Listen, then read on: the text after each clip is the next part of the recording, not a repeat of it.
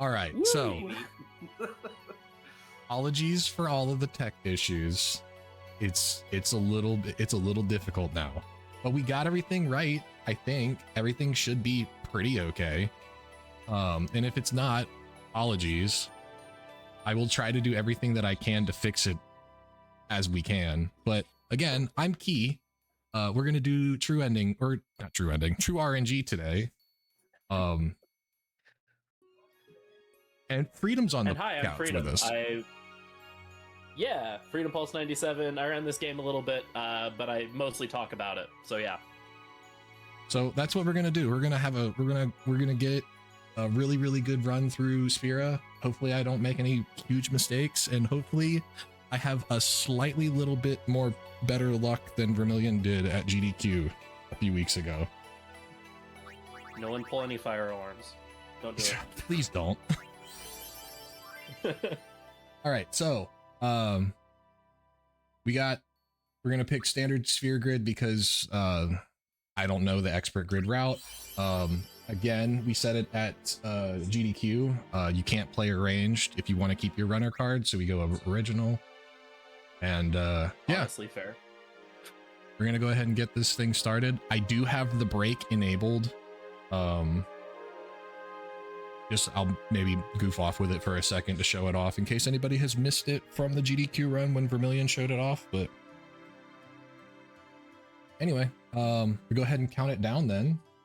Whenever we're ready, timer starts whenever you hit start game, and then we're gonna get right into the action. And I'll let Freedom explain how the true RNG mod works and what it means and all that stuff. But yeah, we'll go ahead and count it down. In 3, 2, 1, go. All right, good luck, have fun. Thank you. All right, so first question you might have when you're looking at the category CSR any % true RNG, because that's a lot of terminology. First of all, CSR just means cutscene remover, so this run is 9 hours, 8 hours-ish with all the cutscenes and everything. So we just casually remove about 5 hours off the run with this mod that skips all the cutscenes, so that's pretty cool. Makes the run a lot more accessible for marathons and for just people to run the game. The second thing in the parentheses you see there, true RNG. You might be like, what does that mean? What does true RNG mean? And it's basically it's a name that the community came up with for another part of the cutscene remover mod that we use. That the RNG, especially, or the random number generation in this game, is very weirdly seeded in that there's essentially around 255 possible RNG seeds in this game, and those seeds determine things like critical hits, how much damage you do, what item drops you get, what encounters you get into, what your steal results are, like so many things in the game, and it's all seeded. So if you theoretically were to find out what seed you are on or what number the game rolls when you start your playthrough, you could manipulate basically more or less everything in the game with an asterisk or two by that. And so we decided the community decided to have a mod as part of the cutscene remover that you could opt as a different category if you don't want to track RNG and you don't like the looming feeling that everything in the run is predetermined, even though that's not technically accurate to how it works anyway. That the true RNG mod basically just makes it so RNG is constantly being shuffled and is impossible to track in any sort of way. So we are one of the few speedrunning communities that has modified our game to make it more random. Is the long-winded explanation. Get out of So, starting, we are going to be doing the tutorial section. There's a bunch of these little fin we're going to be fighting, along with our first boss. This is Blitzball Amos. That is the introduction to overdrives. Overdrives are your limit break special super duper cool moves in this game that depending on what mode you have set. The one we're going to be worried about in this game is that when you take damage, you build overdrive gauge, and you get to use a really powerful move. So this is the introduction to that. Auron's overdrives are based on punching in essentially fighting game commands, while Tidus's are timing button press, do one big hit. You'll see overdrives a bit through the run. Mostly, I forget how much this route does mixing. But that's generally considered the most ridiculous overdrive. We mix for Crawler, Sphere Morph, Seymour Flux, BFA. We do a fair amount of the mixing. But yes, chat, don't bully me. I'm old now. I can't do the Dragon Fang input anymore. So I use the keyboard because I cheat.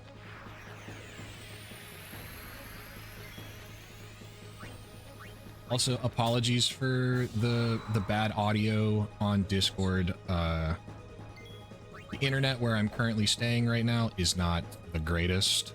So I'm trying really, really hard to not let it go bad. Yeah, this stream is brought to you from an undisclosed location. He had to go underground to showcase this speedrun. You know, people talk all the time about how speedrunners are cheaters and everything, and some took it too far, so now he's in hiding to do this speedrun. And that's totally the reason for it. Don't ask questions. Yeah. So this fight's interesting. The way this fight works is you're supposed to break the coupling on this truck, and normally what happens is if Auron gets a set number of turns, he points out the truck, and then the truck gets, I think, 1,000 hit points or something. Whereas if, as a fail-safe, in case you forgot to touch the save spear to heal up, if like Auron died or whatever, the devs didn't want you to just get a game over during the tutorial. If Tidus gets a set number of turns before Auron does, then he'll notice the truck instead, and you only have to hit it 3 times rather than having to do a set amount of damage to it. A little bit faster. The way that the way the actions in Final Fantasy X work, they're all weighted. Meaning some actions have better recovery than other actions. Switching weapons is one of the lowest recovery actions, which is why we do it, to try and force more turns on Tidus instead of with Auron. And then Auron punching himself is just because it's the fastest thing he could do. Or slowest thing he can do, I think, right? Oh, yeah, slowest thing he can do, but also the fastest thing that he can do at the same time. Fastest real-time action, slowest recovery action. Yeah. So we're working through early game right now. Tidus is in an unknown land. And he's trying to not get eaten by this big fish monster. Geo is a boss that is one of those just get through 3 actions and the fight ends. And then now we're inside of this ruin. We're gonna set our... Sorry, go ahead. Oh, yeah, so setting a couple options here, I was just gonna meme on the fact that we're cold and so we need to make fire. Yeah. We set a couple of different options in the configuration menu. We're setting our cursor to memory so that way it remembers where our last action was. And that's going to save us some time in menuing, and then we're also going to shorten our Aeon's summoning animations. It'll play full speed or full length the first time, but after that it'll play an abbreviated version, which will be useful considering how many times we summon. Yeah, the crux of the late end route is going to involve a lot of Aeon summoning. If we had to watch the full summon animation every time, that would add up quite a bit. This is phase 1 of Click. So this is Click. Go ahead. Oh, Yeah, this is Click. Basically, we're gonna hit him a bunch, hope that we get some dodges, hope that we get some crits. If not, then we might have to heal during the second phase. I did not mean to throw that And, second potion. Sorry about that. Menu memory strikes back. Well, at least you got the dodge. Wow, Tidus is very dodgy right now.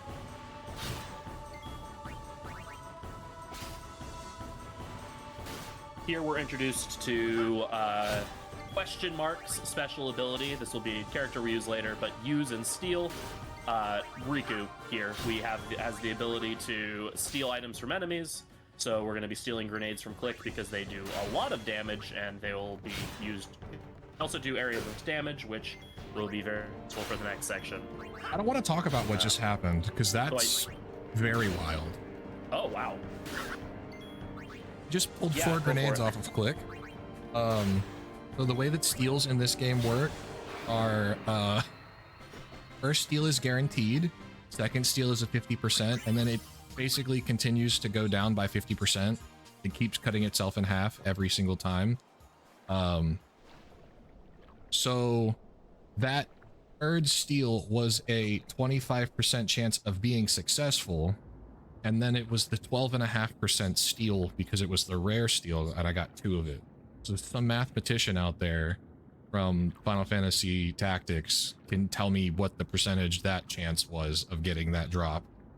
But yeah, I have a lot of grenades now. I need 6 total to need 6 total in order to fight the next boss, which is Tros.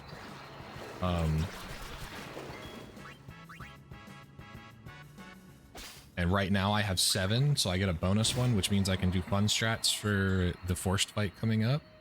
Yes, technically you can indefinitely steal forever, but it's diminishing returns after a while.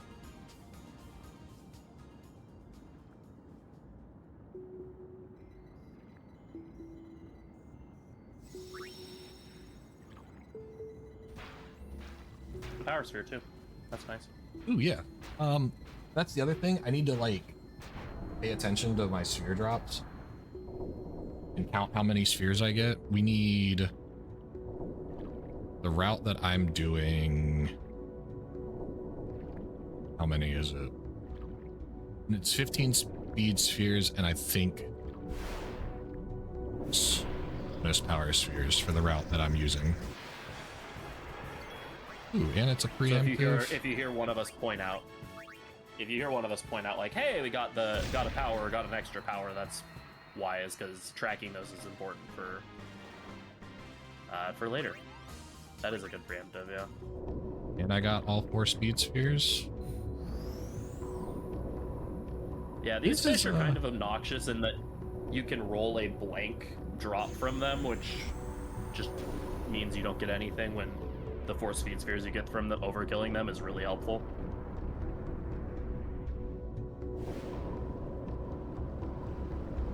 It's a decent start to this run. I already have 4 speed spheres out of the 15 extras that I need. I have a bonus power sphere, so pretty nice. I have my 6 grenades, which means I can fight Tros relatively easily. As long as I do under 350 damage, I did over 350 damage. Tros has a little niche mechanic where if you do more than 350 damage, he'll swim away from you and charge up his Nautilus charge. It saves about 8 seconds or so if you can under damage on the first grenade. But not a big deal.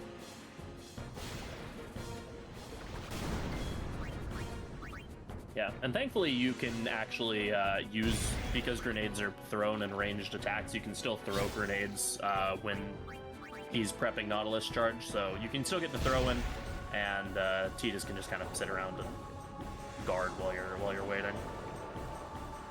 The game wants you to interact with the action command mechanic here that is just a special action that certain bosses will have. We'll see some of them later on.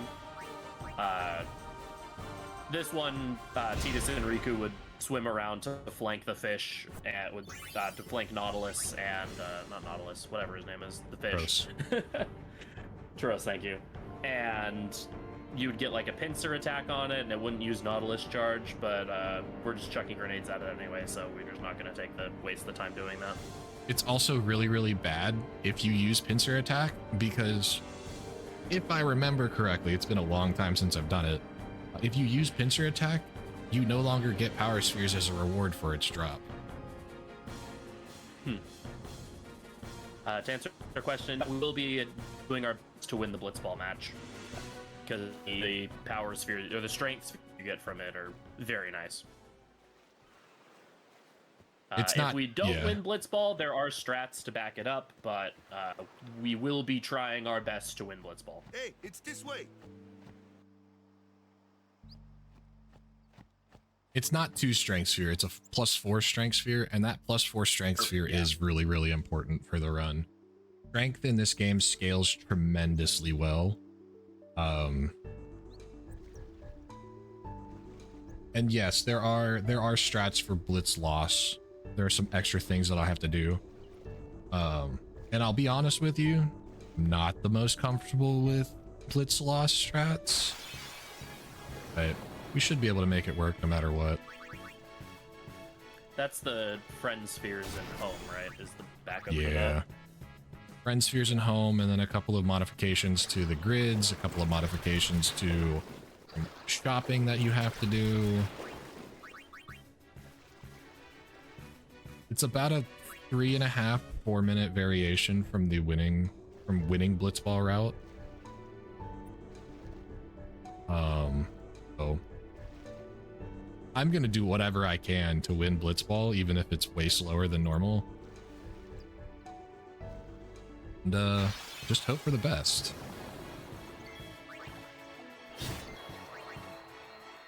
So here's an opportunity for me to get another power sphere. This is the first big run killer of those who are trying to do EB attempts. Nice ability sphere.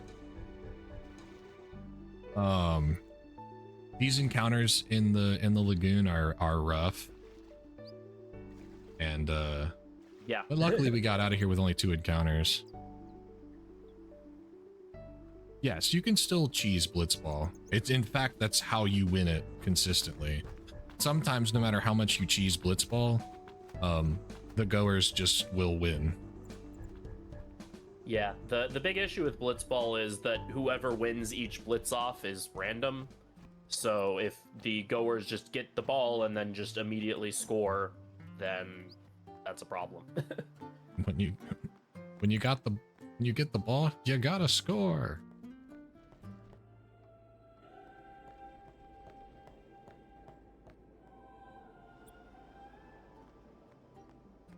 Oh yeah, just a whole bunch of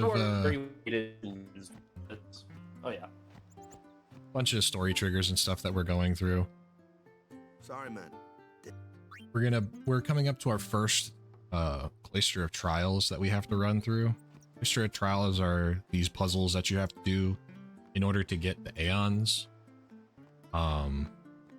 First one's super easy, and then they progressively get a little bit more complicated, but they're not so bad.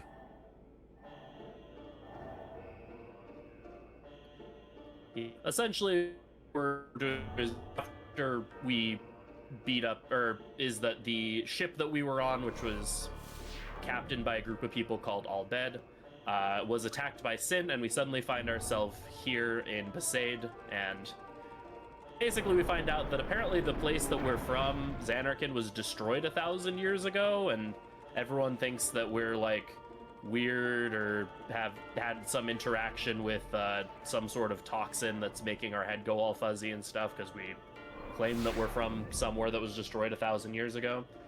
And so Walk like, hey, you should show yourself to the temple and maybe they can bless you and make you better or something. And while we're there, we find out that apparently there is someone going through this trial that hasn't emerged after several hours. And Titus is like, well, we can't leave them there, and so kind of storms in. We've been in there for over a day. Right.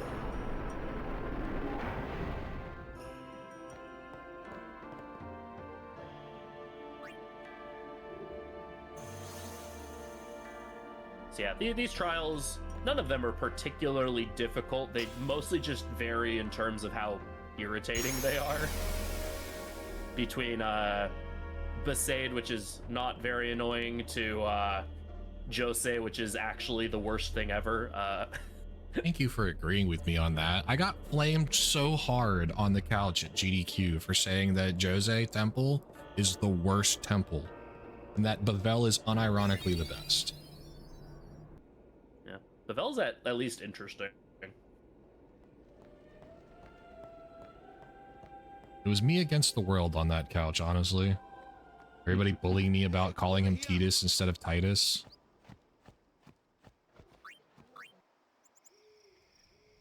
We get to go to Jose. Actually, I talked to Jasu, the actual MVP of the Aurochs. Yeah, Jasu's the real main character.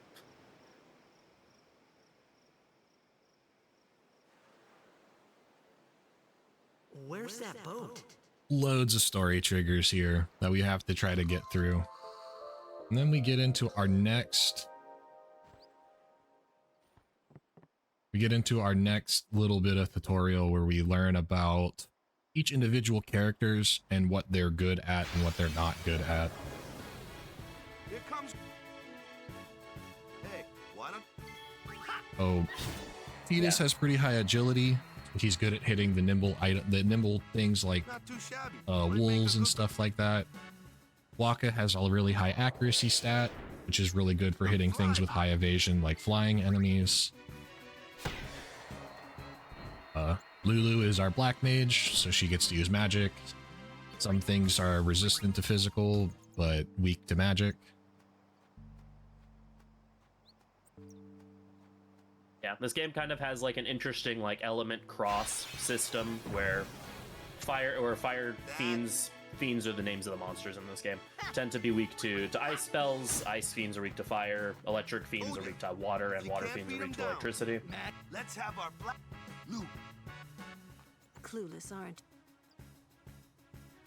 So we kind of cover that a little bit here as well. Get fire and ice. Lightning and water. And then after that, we get to find out about Aeons, which when I had the game casually, yeah, the Aeon tutorial, Aeons were terrible, and I never used them ever again.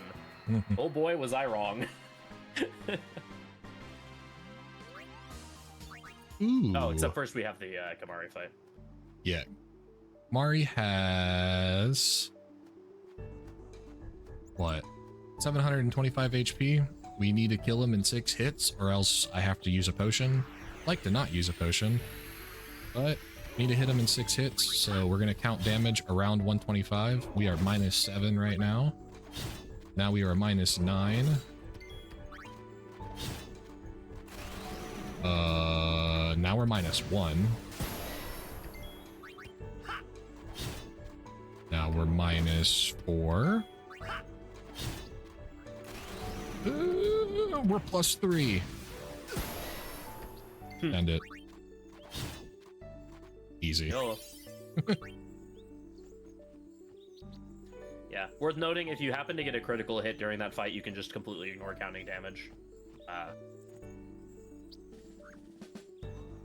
If I rolled a 121 or lower, I die. Luckily, though, in this game, because I'm playing on the PC version, I get autosaves, so it's not a big deal to just reload the autosave.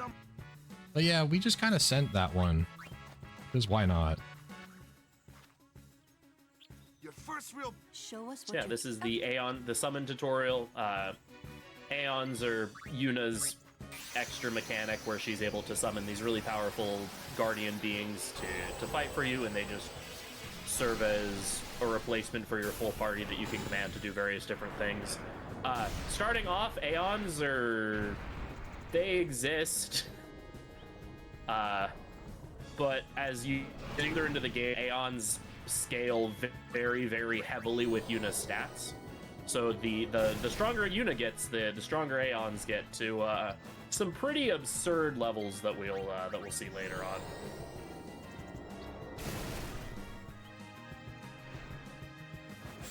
But here we're just going to be casting thunder at this Garuda a bunch. We need to hit him. We need to hit the Garuda 6 with 6 thunder casts. We luckily have exactly enough MP to cast 6. It also works out really perfectly that if we cast 6 and the Garuda hits us back, we full charge Valefor's Overdrive, which we will need for an upcoming boss fight. Also, I have 3 levels on Tidus, so I can do grid a little early. Oh, nice.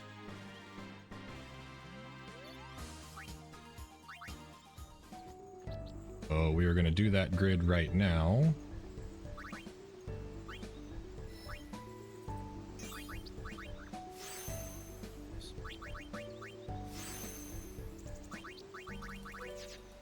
Alright, so what we did there, we taught Tidus the cheer spell. It is a area effect skill on your party that raises attack and defense by 1 point.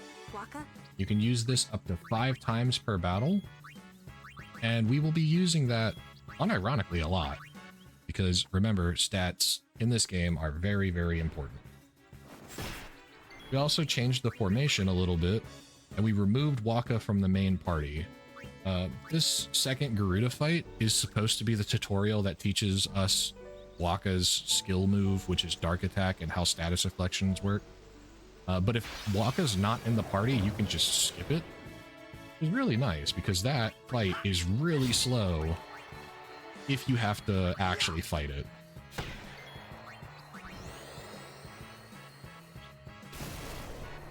And this last fight here, this last fight here is a, hey, take everything that you've learned, put it all together, and do this one forced fight that makes it seem like it's not a forced fight. Yeah, it's your final exam of sorts before the game actually just starts throwing you into random encounters again. So need to make sure that I touch the save sphere, but not actually save. But I accidentally almost saved. Oops. Which if your movement really, really sucks on that one screen, you can't actually get another encounter.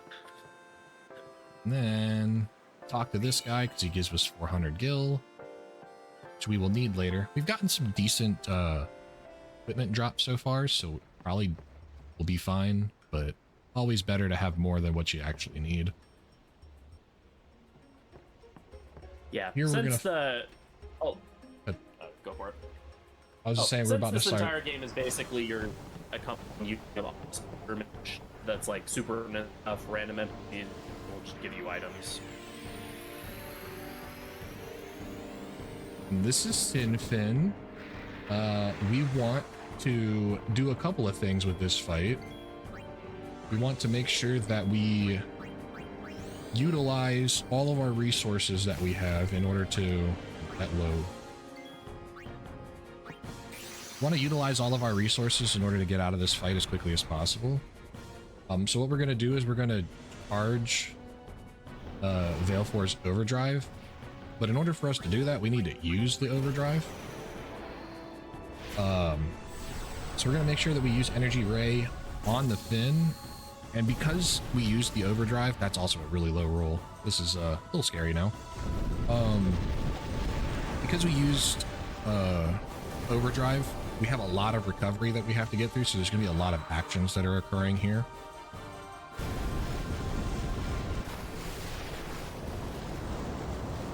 Luckily, because Valefor is a flying enemy, these thin scales on the boat can't do damage except for with their ranged attack, and their ranged attack is a like from Pokemon Solar Beam or something like that, where you have to charge it before you can actually use the skill.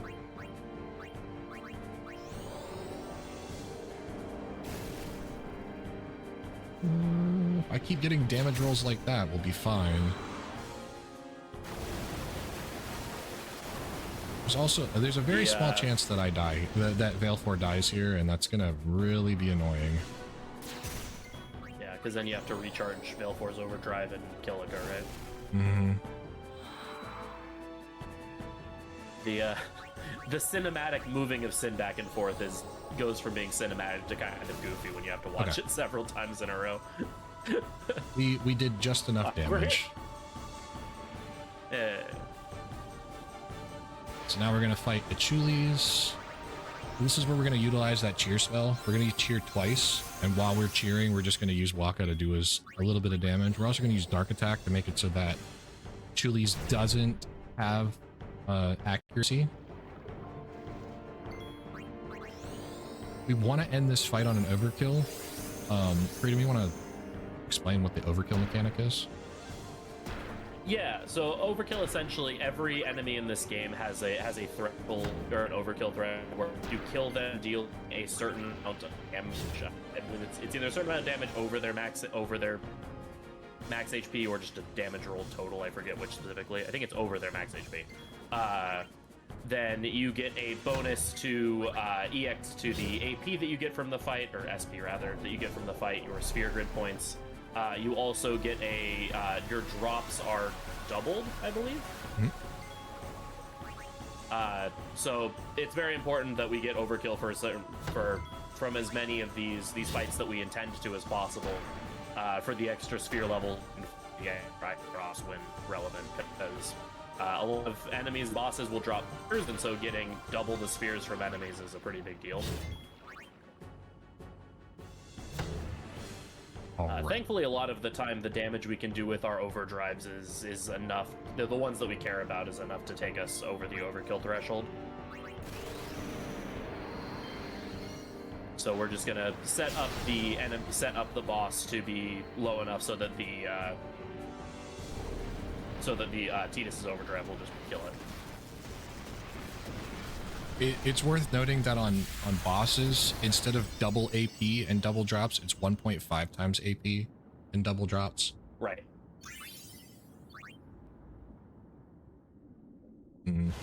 Yellow shield and blue shield.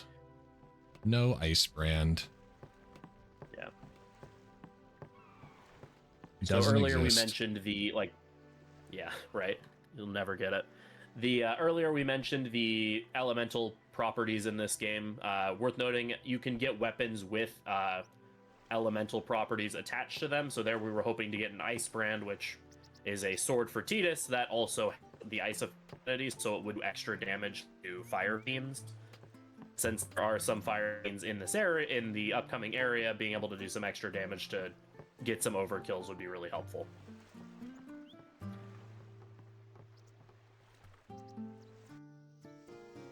Also, I made sure to talk to the most important NPC in the game. Oh, I want to be a Blitzball when I grow up. Can you explain a little bit how battle participation can affect the drop rates? So, battle participation isn't exactly what affects the drops. It's more who does the last hit.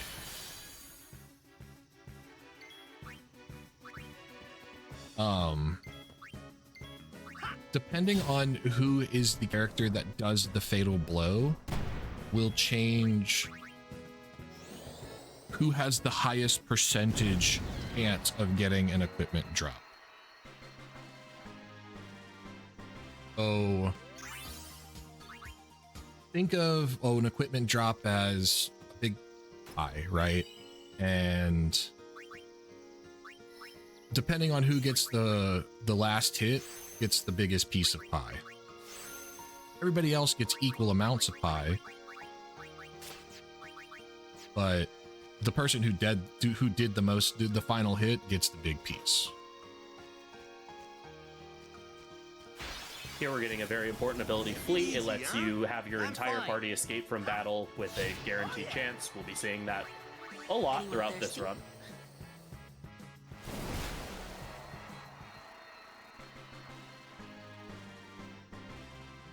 As we're going here through Kilika, we're going to be taking a couple of fights. We just need a little bit more sphere points on all of our characters for once we get to Luca.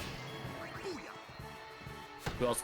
This is where we're going to be getting a lot of the speed spheres that we will be needing for the rest of the run. It's not like Ideally, we're looking for. Oh, it's not like rolling need. It's more like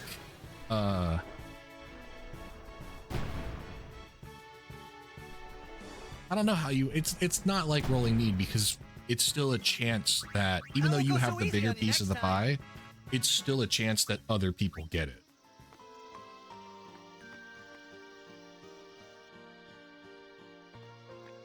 Something worth noting, though, speaking of battle participation, for those who aren't familiar with this game, EXP distribution in this game is a little bit interesting, where the only people who actively participate in the battle will get EXP, and by actively participate, I mean have taken an action. So for some fights, you might see us like swap in a character and have them guard, because that counts as taking an action, and so they will, even if they've only taken the one action, they'll still get the full amount of EXP for the fight, which is pretty important because there's characters like Lulu who aren't like super useful in battle of the time with how we use the speedrun, but we do want to get a bunch of sphere levels for movement around the sphere grid, and so having her take just a random action in battle and then get swapped out is something you might see a couple of times throughout the run. Unfortunately, at the start of this fight, Yuna rolled a high enough AP to go first. So luck in this game is really important. It changes a lot of things. It sometimes will affect accuracy, evasion, and turn order. And unfortunately there, Yuna rolled a high enough luck stat that she outsped Tidus. So I had to go through 3 guard turns for this fight, which is ever, but just a little bit slow. Yeah, and that's for the reason we just mentioned of we want everyone in the active party to get AP for this fight, so we needed to make sure they guarded before we brought out Veil 4. Yeah, Tidus and Yuna are the two that need the AP the most. Waka getting it is like cool, neat, but it wasn't really necessary. Do we? I forget because I'm not as familiar with the me and skip. Does Waka do any gridding in this route? He can. So he can. Okay. Yeah, there's a if Waka ends up with 7 sphere levels before you fight. I think that was 2 power 2 ability, by the way. Lord. Yeah. Okay. But if then it was normal drops. Okay. If Waka gets 7 sphere levels before you fight Extractor, then you can grid him 2 extra strength points so his damage rolls are a little bit better, but it's not necessary.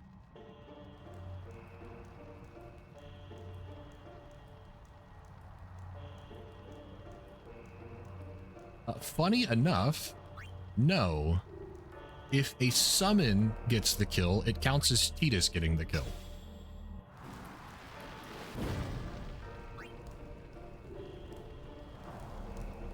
I'm sure there's some sort of meta-narrative reason for why that makes sense. I have no idea why. And I'm not even actually 100% accurate. If that is accurate, I think that's what it is. I definitely remember this conversation happening years ago. I'm sure somebody in the FF10 community who's in chat can definitely fact check me on that. But I'm pretty sure that the Aeon counts as Tidus' final hit.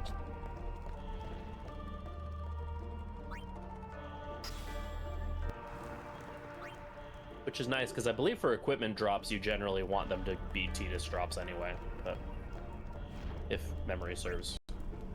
Really, yes. So at least for like no encounters and then for weapons.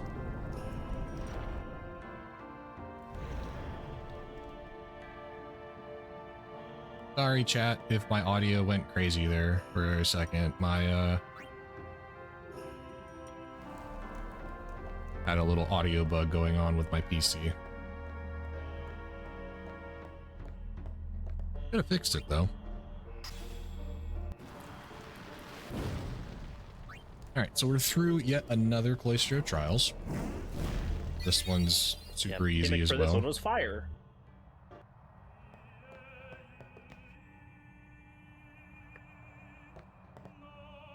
Also, you're gonna see me do random things like talking to the NPCs or whatever. So even though the game has no cutscenes, we wanted to make sure that the CSR and the actual any percent run mirrored each other as closely as possible. Just one with and one without cutscenes. So there are times where we have story triggers and story flags that we have to keep hitting. So we'll be running around touching those. Another 3. So that puts me at what? 1, 2, 3, 4, 7 kills so far. Have this Lux Sphere, we're gonna use this. This game has typically an affinity system of Tidus with the other party members, with all of your party, and there's a cutscene later on in the game where, depending on who you have the highest affinity with, will determine who you see in that cutscene. And the cutscenes are very much variable in length, and so we want the shortest cutscene possible. So we'll be talking to certain NPCs to get our affinity to that value. I shouldn't fight this, but it's free. I have way too many kills now. But I have 15 speed spheres already, so I'm done with speed spheres for the run. Hey, I forget. Does that mean you get haste for the third? I'll be right back. Yeah, bot fight? I get it super early now. So what I'm gonna do to mitigate it is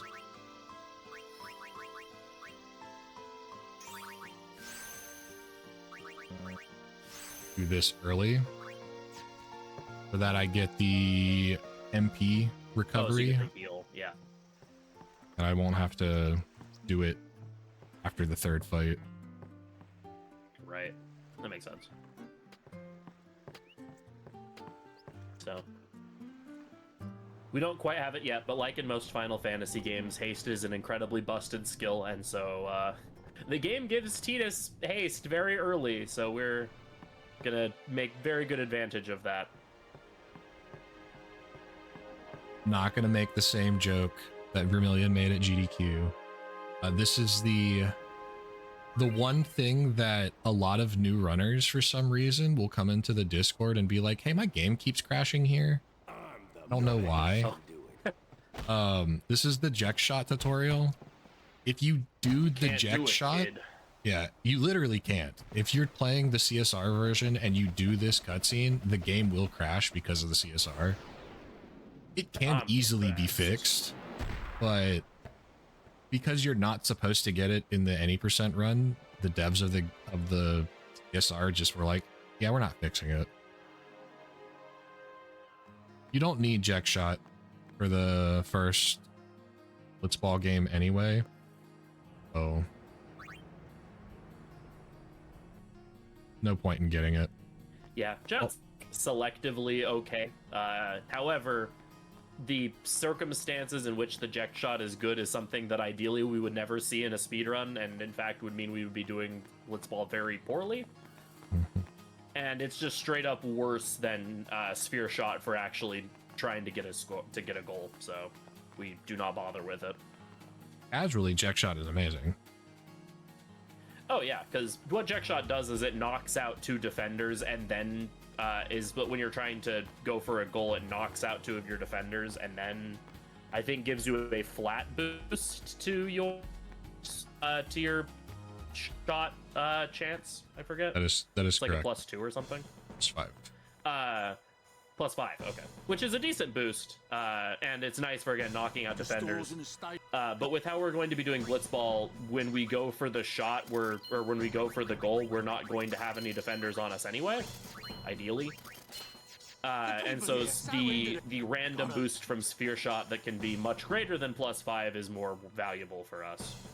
Also, just in scenarios where you don't have the cutscene remover, the Jek shot cutscene is longer. About a minute longer, yep. That one where you fail. Here we're buying a weapon for Tidus, the Stunning Steel. It has the slow strike ability on it, which, so whenever you hit an enemy with it, you have a chance on inflicting the slow ailment on them, which, opposite of haste, it makes it so they act less often, which is pretty good. We need it for the extractor fight, the one that we were talking about earlier. Slow, so we have slow touch on it. Slow touch is a 50-50 basically, whether or not it inflicts the slow ability or the slow status. So gotta win coin flips with this weapon. Woohoo.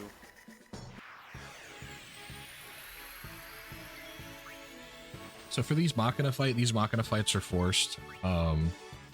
It's just faster for Lulu to spam Thunder because she one-shots these workers, and we're just gonna let the boys defend and soak damage, hopefully. And because I had so many kills in Kilika, I have enough AP to teach haste now. But for the third wave, you have to fight 6 workers, and it's actually faster under normal circumstances to use Tidus and Kimahri's damage that they're able to do to fight it. But because I have haste, it's actually faster to just continue to spam. Yeah, and the fun thing about haste, in addition to making you haste, for those who don't know, just makes your character faster, makes them take turns more often. It also, in this game, hilarious enough, also speeds up their animations. There's plenty of memes on the internet about how goofy some of the characters' idle poses look when they're played at double speed. But well, here Riku's being the most ridiculous one, I think. Oh, yes. Waka's is up there too, though. 4 times speed nose wipes. Yeah. Yeah.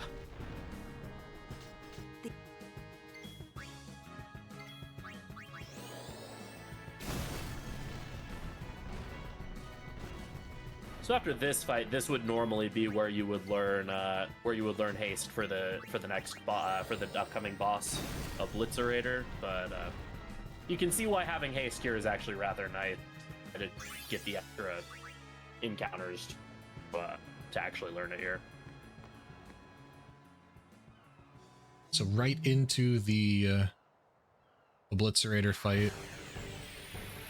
Trick to this fight is use the crane. And in order for us to use the crane, we have to zap it with a thunder spell 3 times. So we'll haste Lulu again, past 3 thunder spells. Unfortunately, the turn order doesn't allow us to get all 3 off before a Blitzerator gets an action. We have to eat 1 Blitzball rush. But it's not the worst thing in the world. And it's also why we were hoping that Lulu would not get targeted, because if she gets targeted a bunch and you don't heal before this fight, then sometimes Blitz Rush can actually kill her. I've only seen it happen like once, but... She has to get hit a lot for that to happen. So 3 thunder spells and it powers up the crane, and then the crane will basically put the Blitzerator 1 shot away from death. And this is the situation thing we're going to be looking out. Oh. I'll say this is the situation where we want to give Tidus the biggest piece of the pie because we want to see a weapon drop from him, called the Lightning Steel, which again we will be using later in the run. So we were going to make sure that he gets the final hit, give him the biggest chance. He got the equipment, he just got the wrong equipment, unfortunately.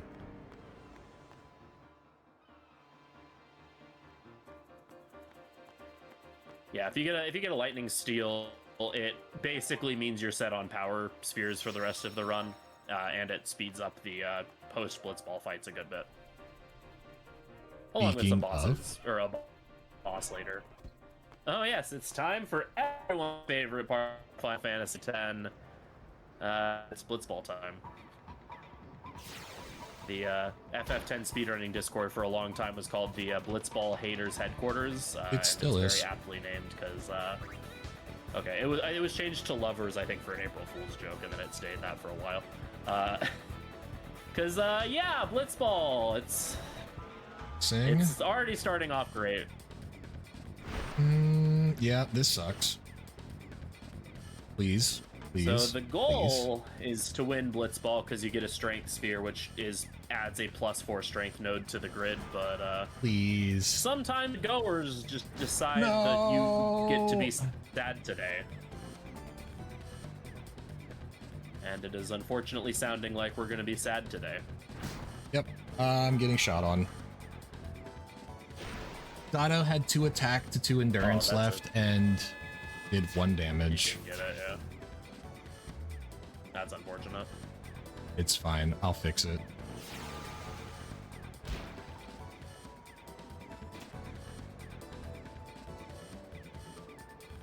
Yeah, so if you were doing like a PB attempt, you would either just reset the run here or you would just lost. But since this is a marathon, I think we're going to still try to win it.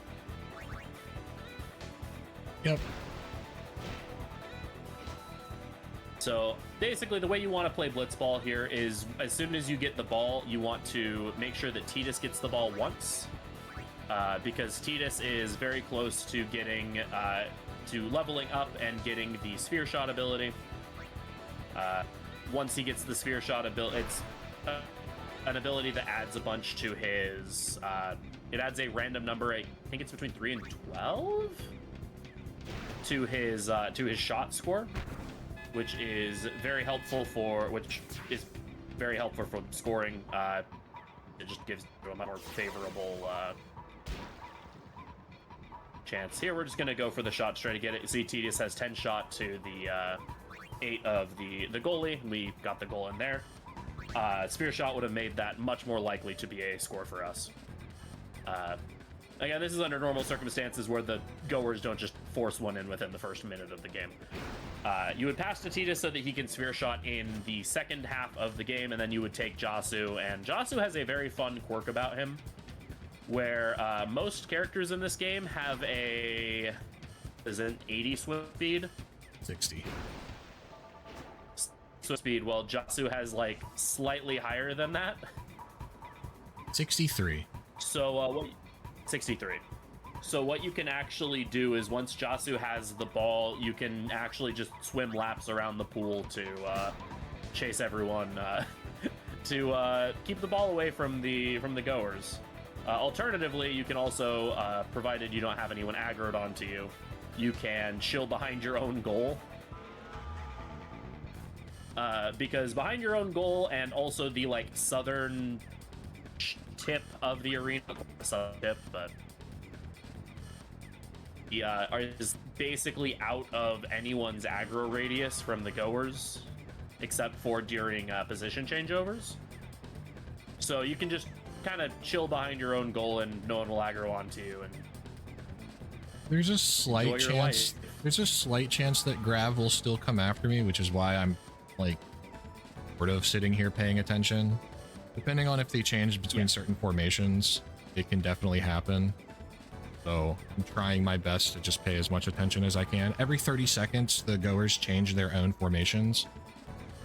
Every in-game 30 seconds, time is slowly sped up, or slightly sped up during the Blitzball game. It's not actually a true 1 second, like 0.7 seconds per tick or whatever. something like that. We set the game up so it's 1-1, and I'm just gonna hope that I win the next blitz off, so I don't have to go 2-3.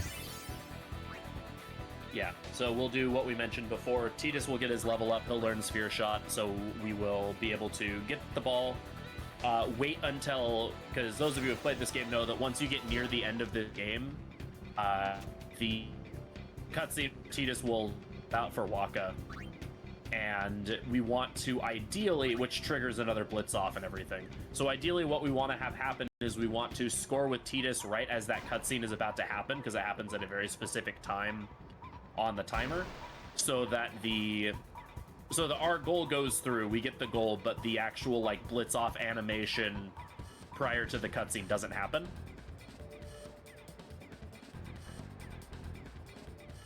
So we'll see if we can get that. Hopefully, they're not about to get another weird for them to pass through. This is badge. Yeah, because now he's gonna give it to, to Abyss. That's, yeah. Come on. Come on. Jasu, I need you to be, like, really good here. Thank you.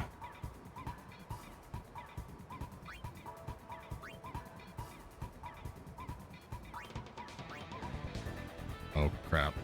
Grabs on me. We're gonna do this to de-aggro Grav.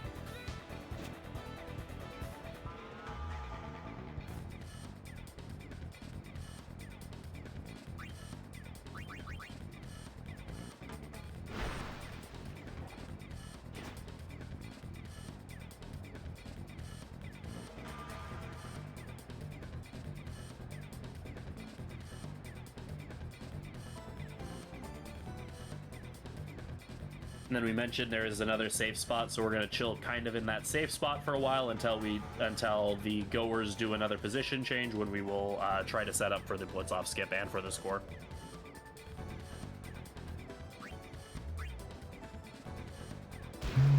I might be a little early here.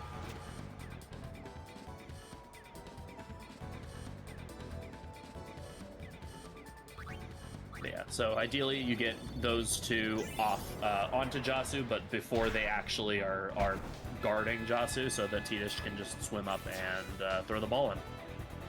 Little early, unfortunately. I pulled the trigger just a touch bit early. But it's fine. We're ahead. Now, if Letty can just win one, we can just win this one. We won this one. Okay, we're good. Yeah. Of all of the ones to win. That's the important one. Yeah. Yeah, the blitz-offs after a team scores are always fixed to be the opposite team, but these ones at the start of each half or at the start of this moment are, I believe, just a coin flip, so. That's such a relief after the way that it started. So, yeah, now we give the crowd the most boring game of Blitzball that they've ever seen in their lives, and profit. Yeah. Blitzball is so stressful sometimes. Yeah, that is a giant relief that we we got through Blitzball. No one likes Blitzball in the run. It's so stressful sometimes because, like, even if you win, sometimes you just lose your run because of how slow it is, and it's just never fun when you're going for PB attempts at like when your times are really low. Yeah, especially if you're like me and you just refuse to learn Blitzball strats. And it's just like, oh good, I can't wait to just relive the hour of my life again. Yeah.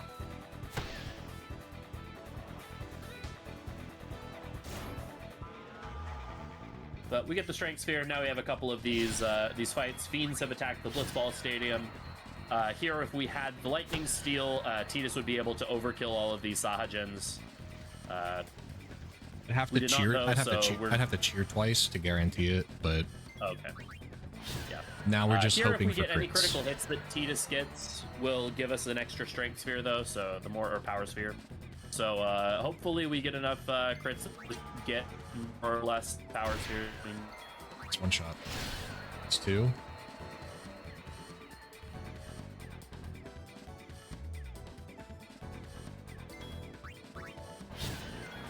If you happen to get a Thunderball for Waka here, he can't overkill the Sahajins, but he can at least one-shot them, which makes this go a little bit faster, because currently Waka two-shots them. Unless he crits, yeah. That's three. Oh, yeah, unless he crits. Nice.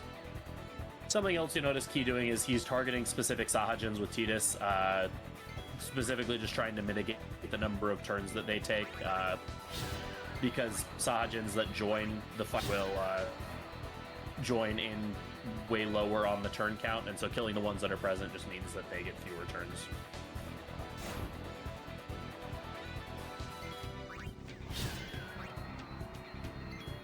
Small thing, but whatever time saves we can get are good.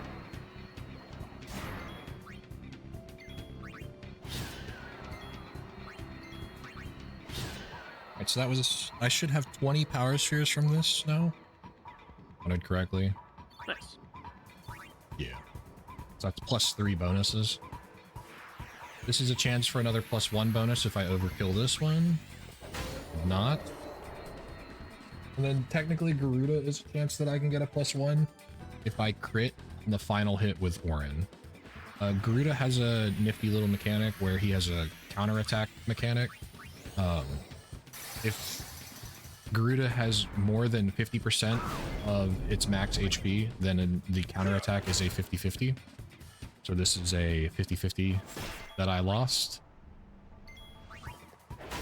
It just so happens to work out where 3 Orin hits and then 1 Tidus hit is just over the 50%. So now every crit that I get after this is guaranteed. Every counter after this. Every counter that I get after this is a guaranteed counter. What I meant. AP doesn't matter in this fight. We don't really care who dies. As long as Orin is the one that gets the final blow, and he gets the final blow on this next hit. So, it looks scary, but it's not really. So no bonus power sphere there, unfortunately. Another chance at a lightning steal, though. Right bracer.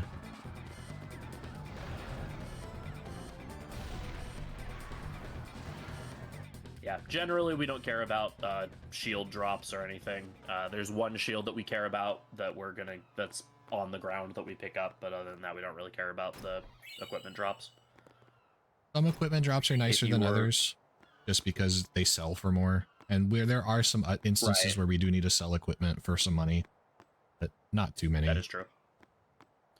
Yeah, if you were running a not true RNG category, then there is one specific drop that you care about a lot, which is the no encounter armor. But just within the nature of the true RNG category, going for no encounter armor is actually banned for RNG categories. So it's just to promote fairness, and it's also to make it so that the high level runners who are trying to get the times, the top of the run, aren't just throwing every single run they can at the after the Stolen Faith, hoping for the first dry drop, because that would be really, really unfortunate, and that would be really painful to go for all the time. Also, ha ha ha ha ha. Yep, lots of ha ha ha's. It's awesome. No way. If Orin crits here, Picture, but oh crit. So by my count, still need 4 power spheres. There's 2 more that I can get that are on the way. It's gonna be a little bit. It's gonna be after I fight the Obliterator fight. But right now, this part of the run is the don't get ambushed %. Say your prayers. We're just gonna do everything that we can to not get ambushed. yeah, we're at a point where we are very under level, and you may have noticed we haven't gotten HP on anyone. So we're getting to the point where things are going to start, certain encounters are going to start one-shotting us. So if we get ambushed, then we're just gonna die. There's specific enemies, dual horns, and then a little bit later on, Voivers, that we really, really do not want to get ambushed by. I'll be right back. Yes, Blitzball was 1. I had to 2-1 it, but we managed to get through it with a victory. Need to get Yuna out of the party. I won't go so easy on you next time. Yeah. Ideally, we, since Orin joins the party a little stronger, we have him in so that he can, hopefully tank a few more hits than, Tidus and Waka.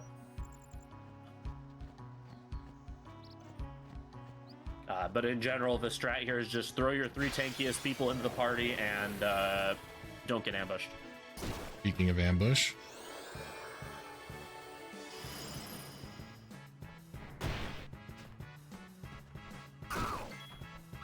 I'll be right back. Oh, they all hit Waka, which is nice. Yeah. I kind of want his... Did you put Lulu in instead of Orin to cut out dialogue, or for... No, I put that in on purpose.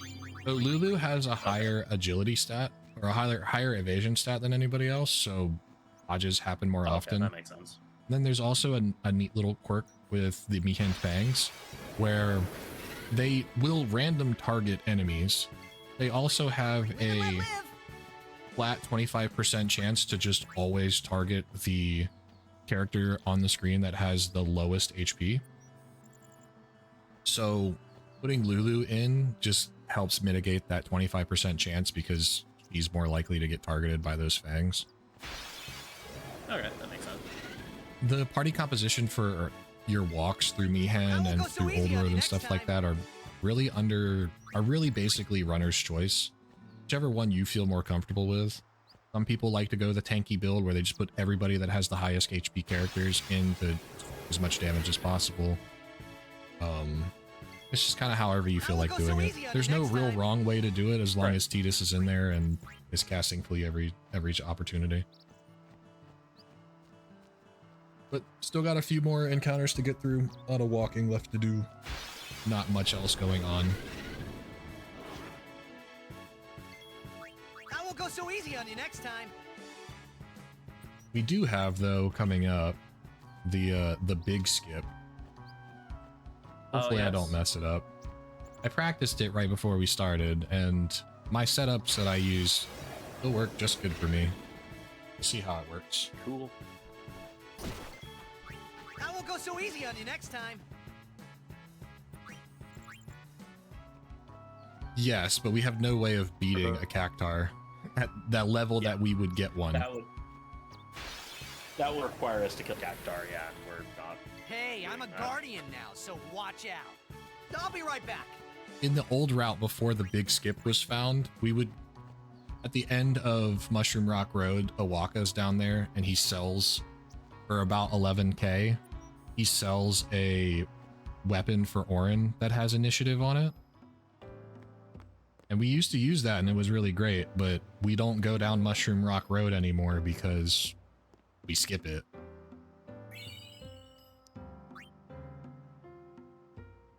Yeah, we did part of the run for a different worst part of the run now, but we don't do the worst part of the run. At least I always hated Mushroom Rock Road. Mushroom Rock, Aside from Blitzball, of course. Mushroom Rock was the worst, and then we skipped it, which created a new worst, which is Thunder Plains. Yeah.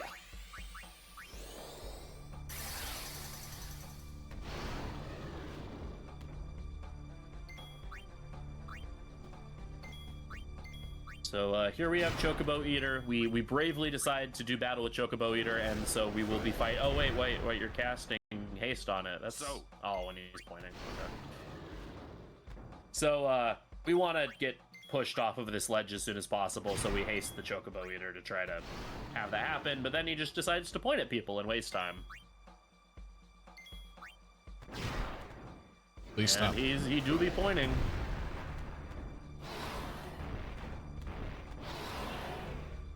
He's pointing. Yeah, Chocobo Eaters fights are always really slow for me recently. I don't know why. But it's fine. We have enough HP most of the time that you don't die from it, but I mean there is a small chance. Most of the time. Alright, so now we're on the old road part of Highroad, and this is where Voivers and dual horns can start showing up in larger numbers. Speaking of Voiver, it's that big lizardy boy right there. I thought I was being smart too, because I was... Live and let live. Mari got pointed at, so I swapped Kimahri out for Waka to get the rest of his charge. But with the way that we lose that fight, if any character dies during the fight, their overdrive meter gets reset to whatever it was before the fight started. Even if they used overdrive during the fight. So like, if Waka had full overdrive and used it on Chocobo Eater and then got pushed off, he would have full overdrive at the end of the fight. It's a weird thing. We don't really know why it does it, but it does. And I was trying to full charge Waka's overdrive there and had to do it again. All right. Thank you. Big skip coming. Time Gotta for- hit a couple of hitting a couple of story triggers, and now we're gonna do We have to go into Mushroom Rock Road, like the actual Mushroom Rock Road, to get Clasko to go away. And then once we do that, I'll be right back. then we can do the big skip. Just so he can focus while we're doing the big skip, I'll explain it. Basically, there's a series of 2 invisible walls kind of blocking from walking past Mushroom Rock to the beach on the opposite side, which is where you end up after beating Sinspawn Gui. However, if you were to get past those invisible walls, you could just continue the game from that point, and all the plot flags and stuff still work. So we're going to use one of these running NPCs here to push us past these invisible walls, but the positioning is a little precise, so I will let Key focus.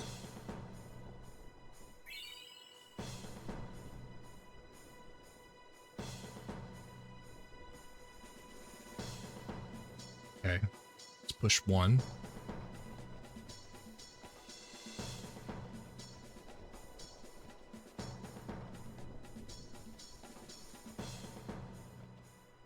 That should be fun.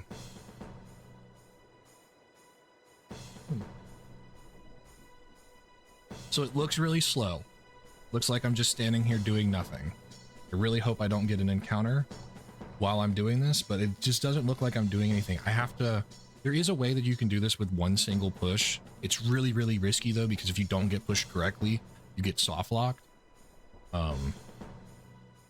So doing it 2 pushes is a little bit slower, but a little bit more consistent as long as you position yourself correctly. I just have to wait for this. This NPC is on a global timer where he's gonna run back and forth. I also started talking to this guy way too early, so I have to wait forever for him to get closer to me.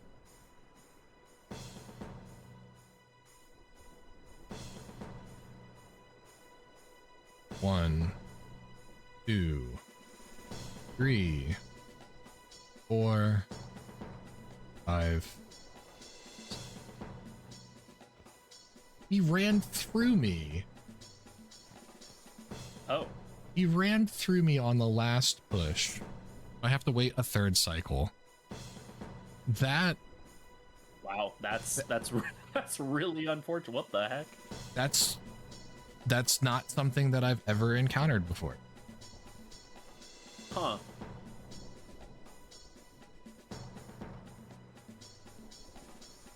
Contrary to what he is claiming, this is not great for morale.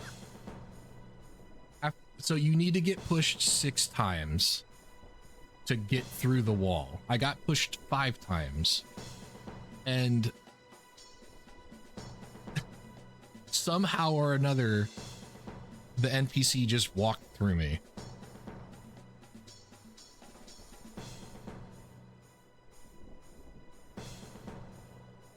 So like, I get shoved a little bit more, and now I'm on the other side. Cool. I won't go so easy on you next time.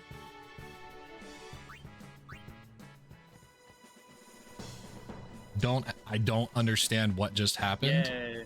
But we're through. It took 3 cycles, but we're through. Yay. Live and let live. Guess so. I talked to him too many times, and I overloaded his, I overloaded him. That's all it was. He said, I'm not doing this anymore. Don't break any bones, old man. Look, he had to relay Maester Seymour's message to the men because it'd be great for morale. I'll be right back. Oh no. I blame Vermilion. That's fair.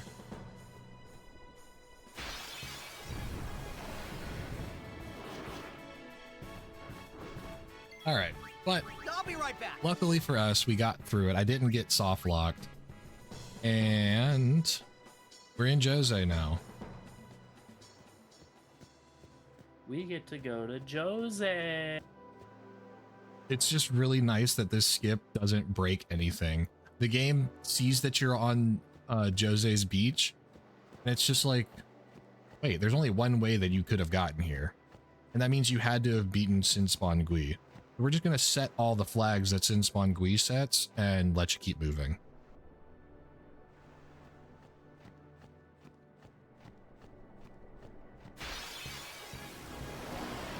Also nice.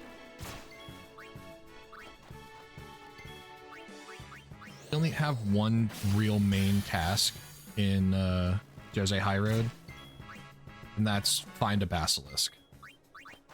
Kimahri's our blue mage, so using Lancet on certain enemies with Kimahri will let him learn monster skills. And Stone Breath, super duper important. Yeah, Stone status is just an insta-kill on anything that's susceptible to it, and there's going to be a number of fights that we're just going to want to insta-kill, so... Oof, ambush. Please no. Okay. Also, it's worth noting that one of the other little neat properties of Kimahri, whenever he does use Lancet on an enemy and learns an enemy skill, he gets an instant charge of his entire overdrive meter.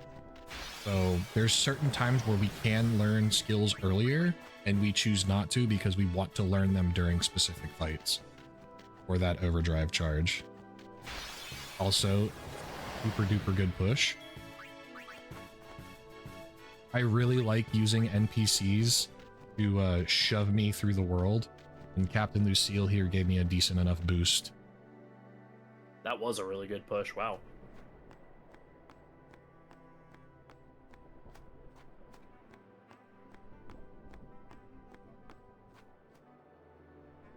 All right, it's time for the worst cloister in the game.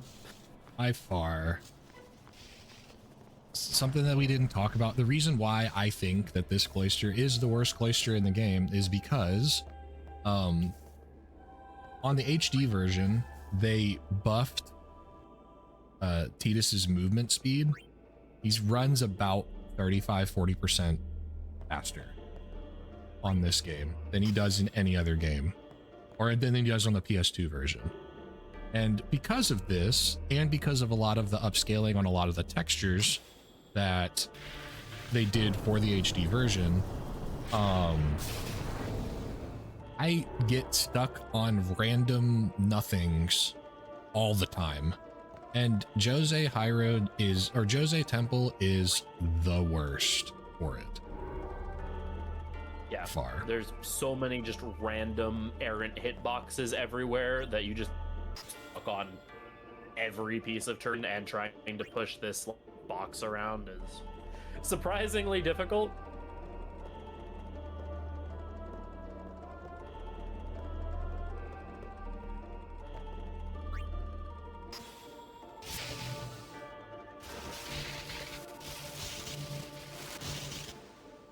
The puzzle itself is not particularly difficult. You just set up this glyph to supercharge one of the spheres, which lets you open a door to push in all these levers. The goal is to make the Jose sim on the floor light with the with all the spheres in specific slots. Also, that was a prime example when I was climbing down the stairs, getting stuck on random geometry that doesn't exist. Yeah. It's really annoying.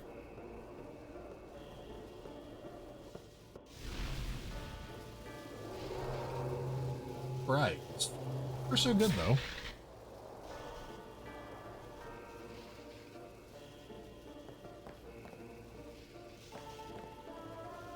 Alright. We'll push this pedestal in. This will light up the iris of you Yevon's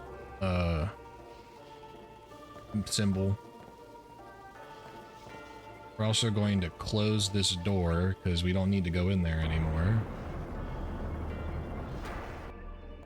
Of this over here to fill in his head. Not get stuck on any more geometry. And then grab these two to fill in his wings. We got to go all the way back to the start of the cloister in order to do that.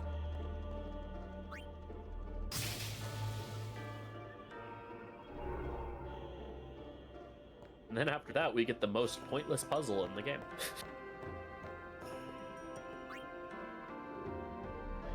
Yeah. I'm not entirely sure what they were going for this second puzzle on the second floor. It's not really even a puzzle. It's just like, do this thing so you open this door. It looks cool, and this was an early PS2 game, so they wanted to, like, show off or something, I guess. Like, look at these cool lighting effects we can do. The PS2. Wowie. I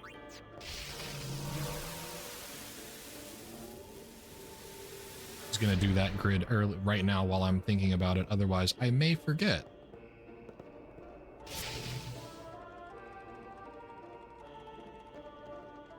But yeah, this second puzzle is just just click X on all 5 of these pedestals.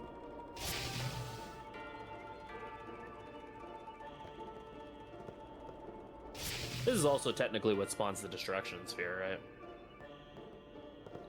So pushing all of these in, you have to do in order to open the door, but it also spawns this random empty pedestal, which you then put the destruction sphere into if you grabbed it.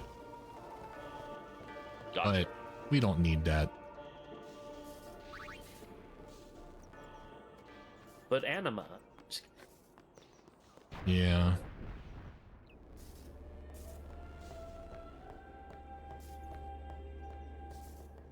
All right, so more story triggers.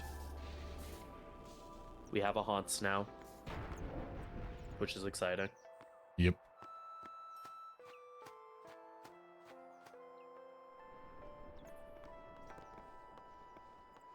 Charging Ixion up like Frankenstein.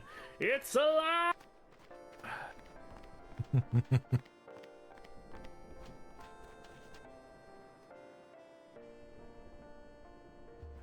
All right. Moonflow. More of the same, but a little bit different. This is, again, don't get ambushed %. But I'm detecting a theme. the only downside here is because we're so underleveled in comparison to the fiends and stuff that are on the road. Just about everything outspeeds us. So we're constantly taking damage. We are constantly having to stop and heal. The bees are really fast and they're not so bad because they don't do a lot of damage, but they're really, really annoying. I'll be right back.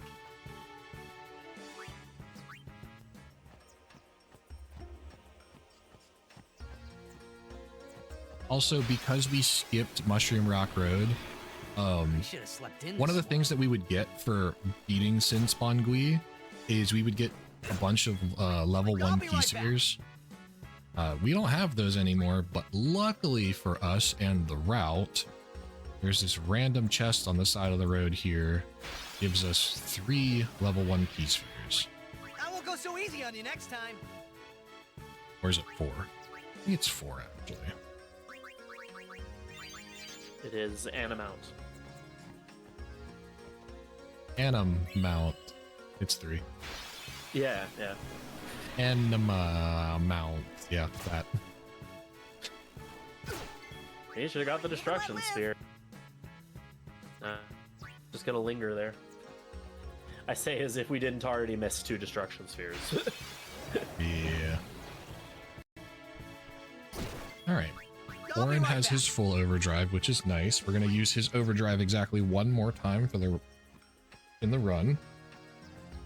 I have seen it exactly 1 time in all of my time running this game where Orin did not have overdrive at the time that he was supposed to have it. Oh, that would be awkward. I'm trying to think. I feel like I've had that happen once, but I'm trying to remember.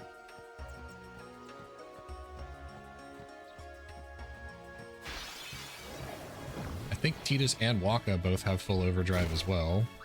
I'll be right back. They do, yeah.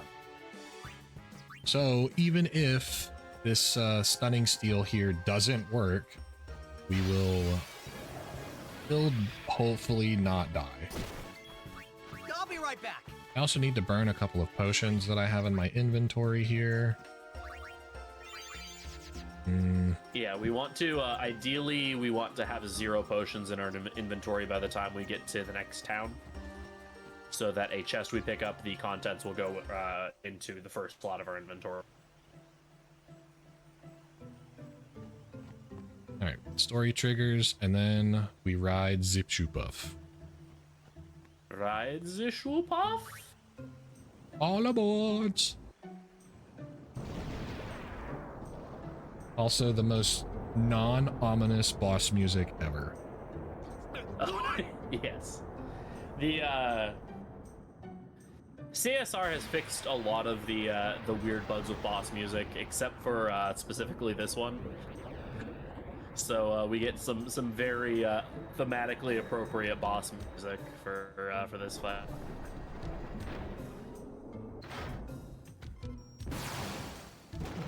All right, So this is Extractor. Ideally, we will hit it with Tidus, and we will get the slow proc on it so that we can actually have enough DPS to stop it from trying to depth charge us repeatedly. nice crit. I think I got it first try. Nice. I did. Very nice. Love to see that.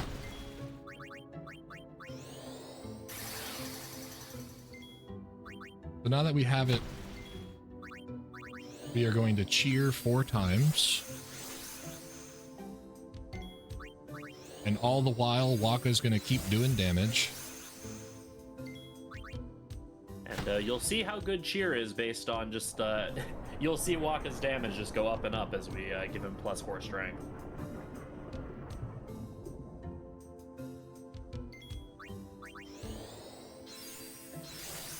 You know, he did 160 the first time, did like 210 the second time.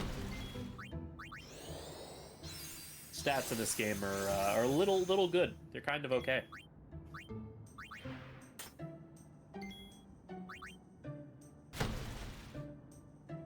If I remember correctly, and it's been a while since this has been cited to me, your strength stat gets squared in the damage formula in this game.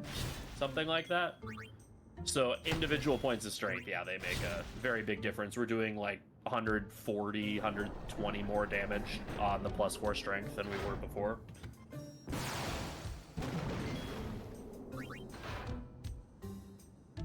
Alright, so we're gonna keep bonking.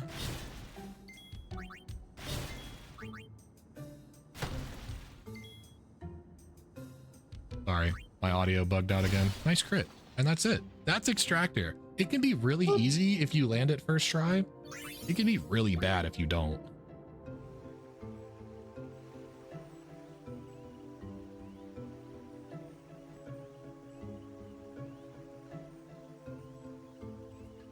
Yeah, we're actually just cheering on his hatred of Machina.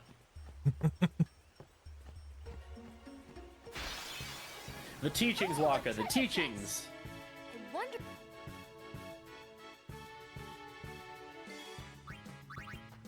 So we're gonna. Hey, look, we have Rikku now. If Waka just had a. Hey, Rikku. If Waka just had a secret stat modifier that he did like +5% damage to Machina. You should know. I'm gonna use That would be really funny. So because I want these two power spheres that this guy gives, I'm gonna mix 2 ability spheres together in order to get an overkill for the 2 extra power spheres. It's not that. Yeah, so Riku's Overdrive is mix. Anyone who's played this game knows that it is obscene.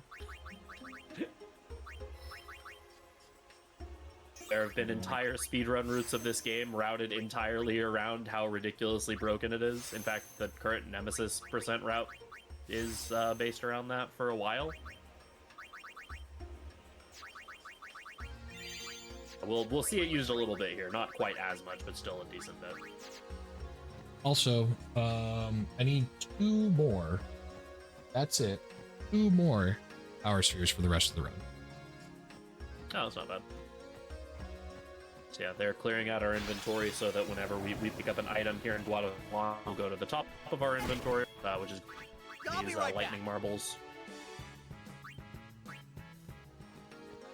those are a use item similar to grenades, except these ones basically just allow you to throw an attack that does thunder damage. This'll be easy. And combined with Mix, they will go from an attack that does thunder damage to several very powerful attacks that do thunder damage. Lightning Marble is basically the item version cast of Pandara that doesn't scale with anybody's magic stat. It just does this much damage. And this much damage, depending on the enemy, is about 600 or 700, give or take. Yeah. Which, given we're under-leveled, being able to just do a fixed amount of a couple hundred damage is very good. I get the feeling he called. So, lots of plot stuff here. This is the worst part of Final Fantasy X, in my opinion. Technically, the order of operations of who I talk to in that would be different because if I was playing with cutscenes, but because I'm not, it doesn't matter. But yeah, and normally you would talk to Orin first. Yeah. Like we mentioned, there's a hidden affinity system in this game. We want Orin to be the person that we have highest affinity with because he has the shortest cutscene. We'll be getting to that point pretty soon here. Here's the hidden treasure chest that has a bunch of lightning marbles behind it. Those will be very useful for the next several fights. Well, potentially useful for the next boss, and then very useful for the one after it.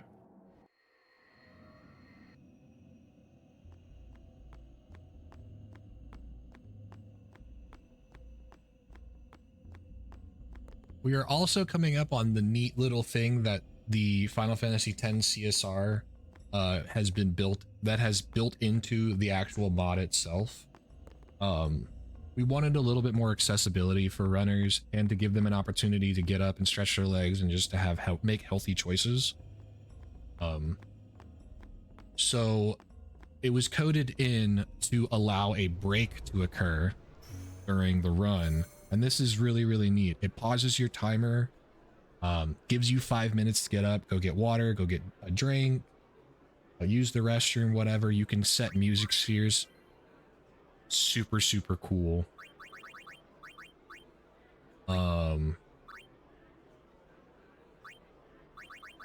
You get to play like neat little things.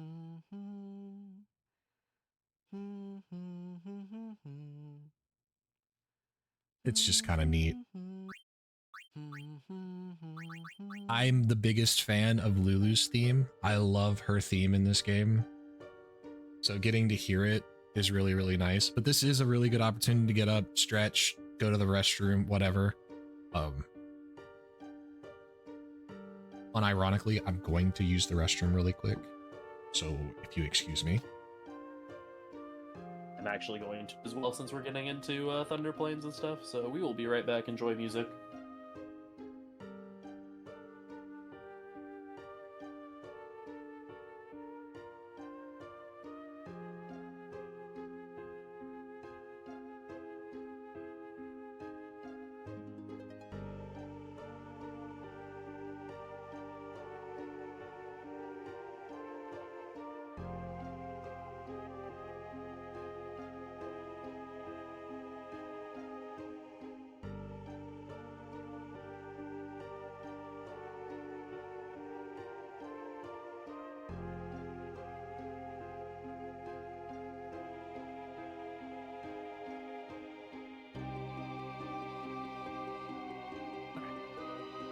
Luckily for me, my bathroom is like right next to where I'm sitting. So anyway,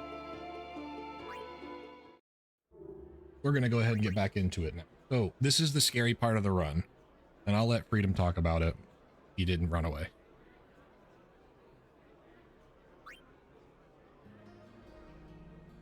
I have returned. This is like the worst part of the run. Thunder I'll be right Plains. back. I'll let Freedom talk but yes, about why due this to- place sucks. Yeah, so we're very underleveled. Everything here is very fast and very strong. And any ambush will just kill us. We will just die. And this is a pretty lengthy stretch I of won't go time. so easy on you next time. We will do our best to not die Not horribly. die. If I can get to the second half of Thunder Plains, it I'll be right significantly back. gets better because of the armor that I pick up. There's a nice piece of armor that is just gifted to us at the shop I won't go here so easy on you next time. in the middle of Thunder Plains, that when equipped on Tidus gives him the Thunder Proof ability, which means he can no longer take damage from anything that is Thunder Element. Live and let live. And since a lot of things here like to use Thunder, this is really, really nice.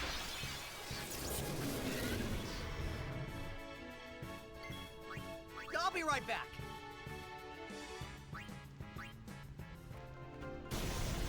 Hey, I dodged one. Eh, 199 more. You got this, right? I've done it before. I have done in the past max celestial weapons percent runs with cutscenes before the CSR and all that stuff was made. Where the goal was to get all 7 celestial weapons and fully max them out. What am I doing? I'm selling. Not selling anything. Not buying any of that stuff either. Buying items. 3 of these. And this. Yeah, because I don't need any extra speed spheres. And this is the weapon. This is the shield that I was talking about. It's so good that you will go out of your way to immediately put it on. I have one small task that I need to accomplish here. This is said task. Ah!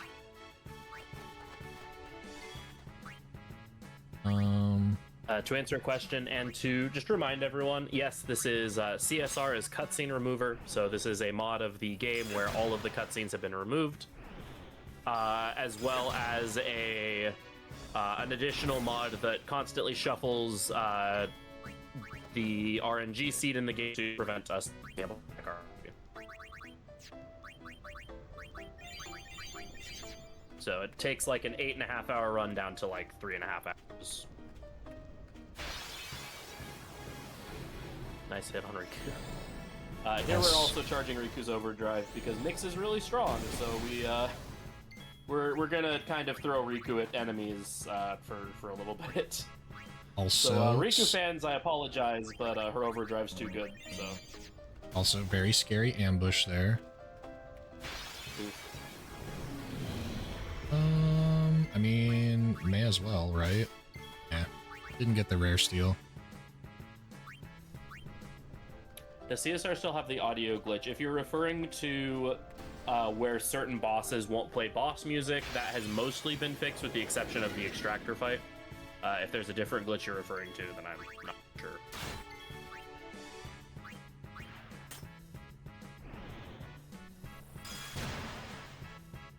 This also, if Keanu did not have all of his speed spheres, this would be where he would be finishing that up.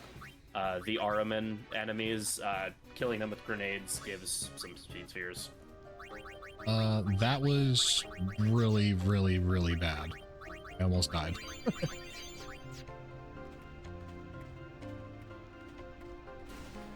Oh, yeah.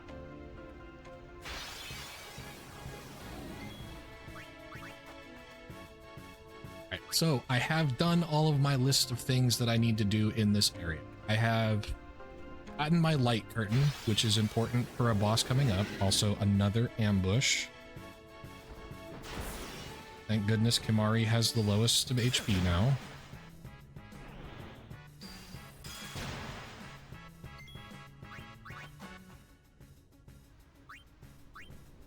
But I have my... Okay, you sound like... Yeah, that's only PS2. But we have our light curtain, We have our full overdrive charge. And we are out of the Thunder Plane. So we are no longer in the super scary portion of the run. We survived. I do have to say, though, the Iron Giant's attack animation is really funny looking. It can be. I enjoy how he just kind of pogos onto your party members. So now that we're in Macalania Woods, I can no longer get ambushed. I can no longer get preemptives either. So that's a little bit neat. That's not the right character. And while we're in Macalania, we do have a couple more errands to do as far as encounters go. We need to steal from water elements and from chimeras, I believe. Yes. Got you covered. That won't go so easy on you next Because time. we need more of those throwable attack items. Water elements have fish fins, which is just the equivalent of casting Watera. And then chimeras have the equivalent of Blizza. Arctic Wind. Arctic Wind indeed. Also, again, chat. We need all 4 of those for the next boss. Again, chat, for those who weren't here earlier, I apologize for the audio and the delays and all that stuff. Before the marathon started, I got stationed somewhere else for work and don't have the same internet that I normally do. I got the rare steel. That won't go so easy on you next time.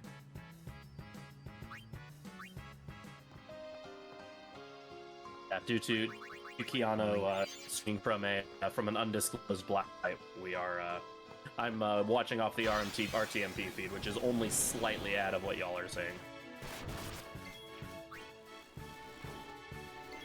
We have no idea why. We have no idea why Macalania Woods can't have ambushes or preempts. It's just a thing. Wasn't the guess something about the butterfly minigame, or is that just complete? There's a lot of different theories behind it, but I don't know of an actual reason.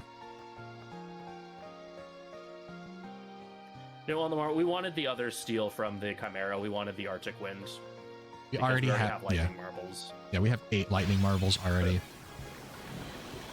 We need one of every element for Spheromorph because the thing that it's weak to is random, and so we just need to have coverage for all of the elements. It's not the worst thing in the world if I end up needing to cast ice and I don't have ice. But there's another Chimera, so there's my Arctic Wind. Live and let live.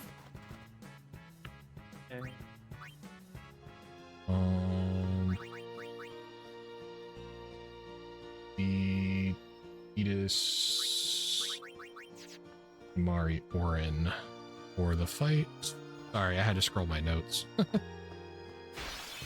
Even though I've been running this game for a long time. Go ahead.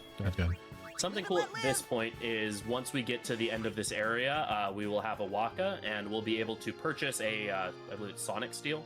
Yes. From him, and that has the ability First Strike on it. So that means we never have to worry about getting ambushed and dying ever again, because Tidus will always go first, and he has the flee command. So even if we get ambushed, he will still act first, and we'll be able to flee. How about? I'll go with the.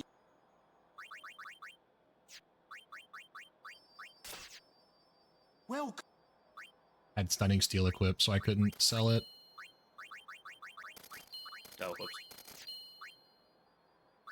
Sonic steel equipped, shimmering blade.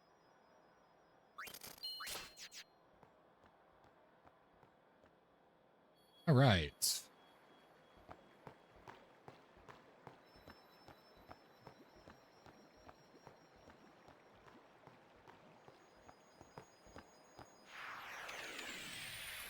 Yeah, except for Via Purica, but we don't really. That's not as much of an issue. So. And Kimahri. So we're gonna bring Rikku in. We're gonna chuck a grenade, and it's going to tell us what element we're using. And we're using Looks the like opposite it's- of whatever that element is.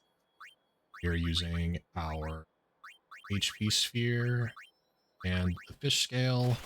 Because he used thunder, we're using water, and, you know...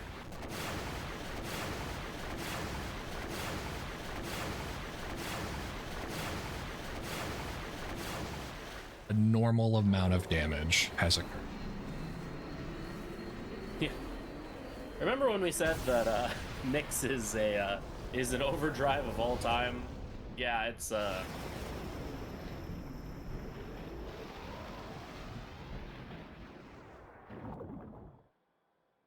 It's a little broken. just a little bit.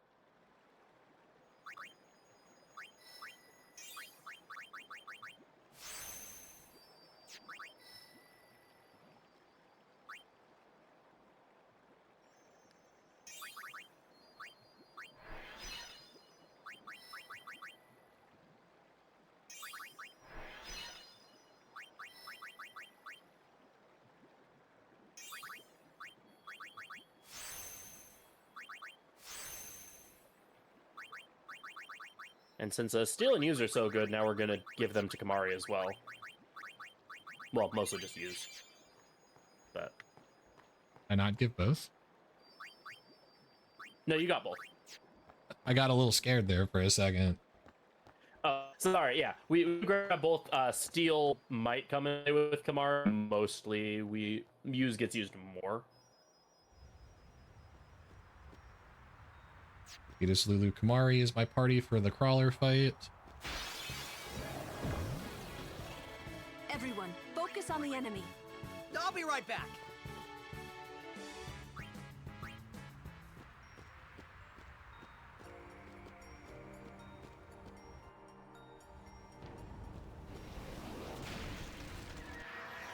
All right.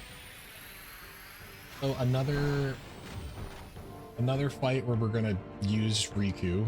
Negator has exactly 1000 HP, so we're going to hope that we one-shot it with this first lightning marble. Thankfully, the Negator is weak to electricity, so we get to deal a little more damage to it. We did not. No biggie.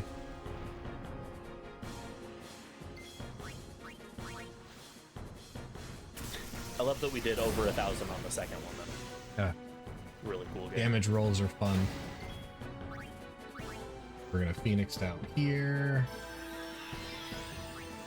Mari is gonna use a lightning marble. And then he's gonna get bonked.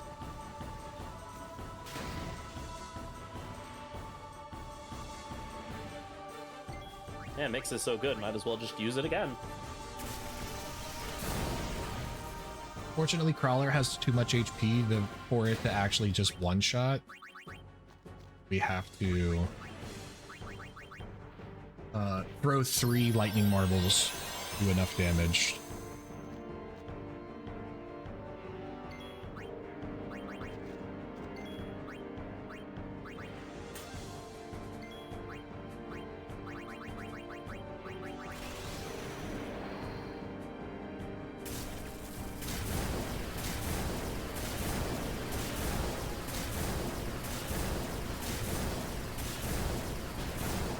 Once again, an amount of damage has been dealt.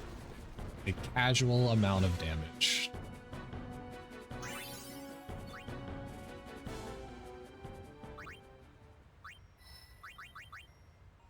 So we want the... Actually, I can skip that HP note. Nah, there's no point. I may as well get it.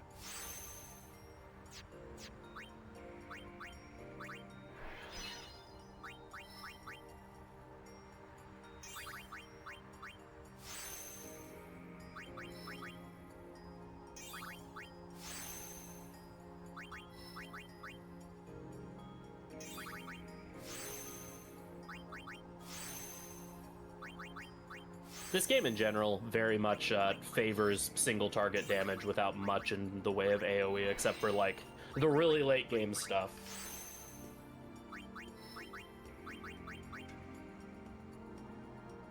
So here we're using that strength sphere we got because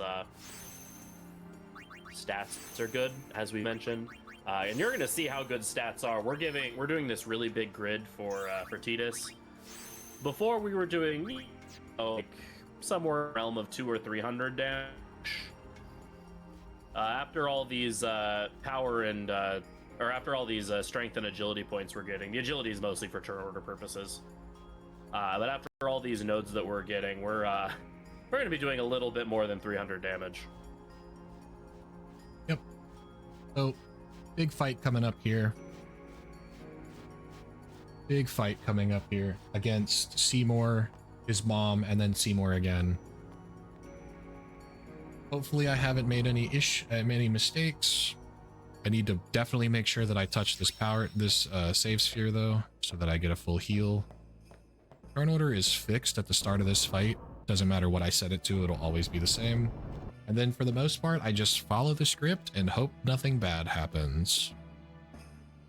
Yeah, this fight is also one of the few cases where the in-battle like action command things are going to be used. Because if you talk to Seymour as Titus, you get a power up or you get a strength boost. And strength. It's a lot. Yeah. A self. So Ooh, Seymour weird really turn is order. going to pull the Mom, these guys are bullying me on us.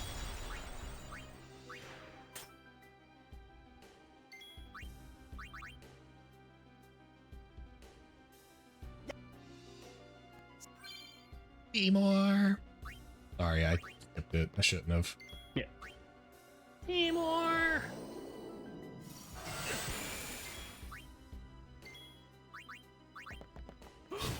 You know, 4,000 damage. Yeah, just a little bit more damage. Oh, 10 times what we were doing before. It's fine.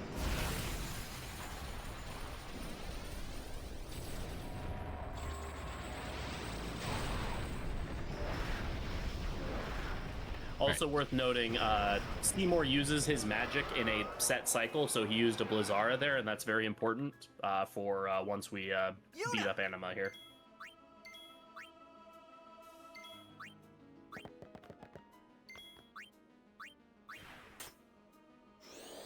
Anima here alternates between using Boost, which makes it so that any damage it takes will increase the amount of overdrive that it builds up, and then using Pain, which is an attack that does a ton of damage and is a 255 out of 256 chance to insta-kill someone.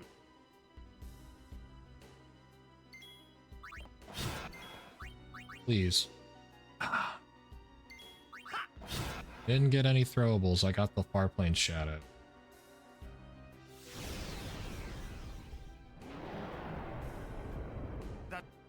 Yeah, ideally here you'd get a silence grenade, I believe.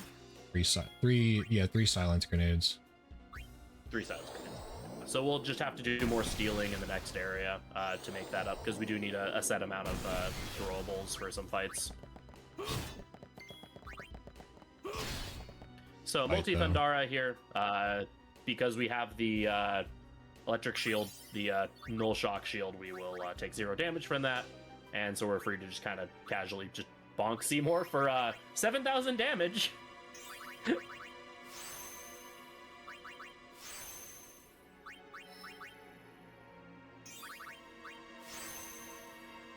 No big deal. Oh, Titus, Rikku, Kimahri is the party.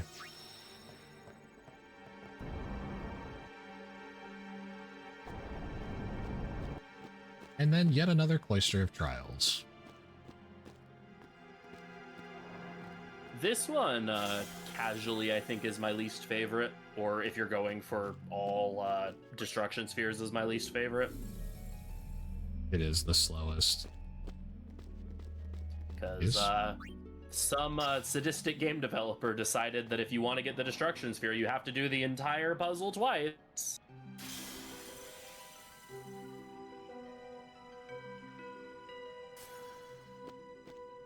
In the speedrun, it's not that bad because we just know the solution.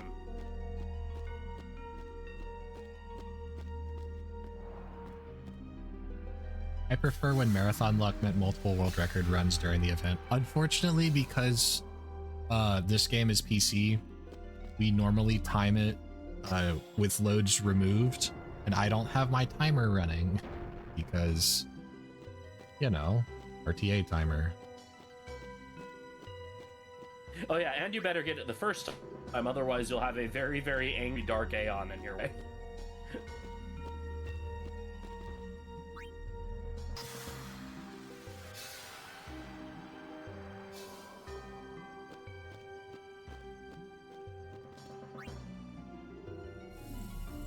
Okie dokie.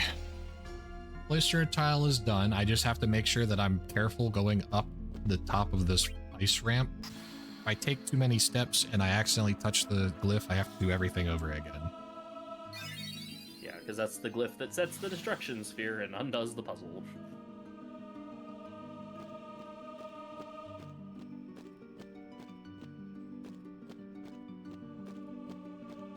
Didn't touch it though. I have a little bit of movement that I have to try to do here, that I don't get into a random encounter with a Guado. Make sure I touch the save sphere. I'm pretty sure I did, but just to be doubly sure. Yeah, if your movement here is like super, super tight and you like really, really hug the inside of this curve here, you can avoid getting an encounter. On the PS2 version, this is not possible. You're almost always guaranteed to get 2 encounters because of the fact that HD buffed Tidus's movement speed. Like I said, by about 35%. With really tight movement, you can completely skip this encounter. Yeah, you just barely make it out without any fights. Which is good. I don't know if it was fixed, but for a long time, if you got into one of those fights, then the game could just crash, so... I won't go so easy on you next time. Getting out of there without getting an encounter is definitely preferable. I went for a power sphere kill, and I didn't get it. Oh yeah, the dogs here can give us the last... We need one more power sphere? 2. 2. There they are, though. I'll be right back. I got a preemptive, so I may as well go for it. That And I makes got sense, a got a P staff, so I can use that if I really need more later. Oh, nice.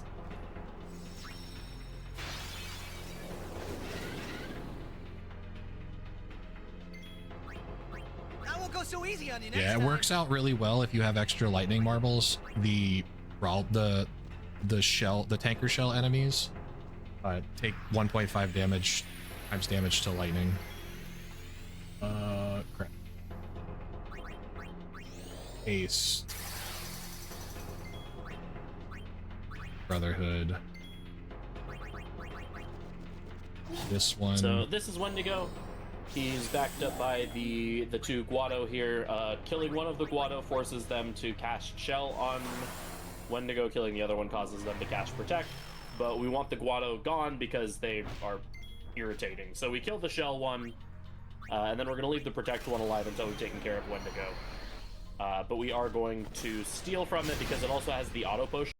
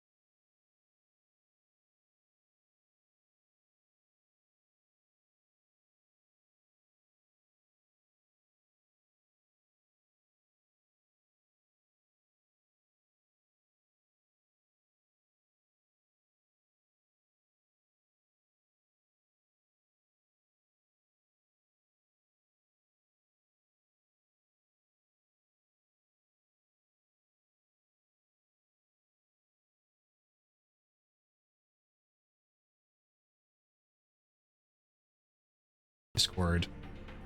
There it is. Okay, we're back. Yeah. We're back.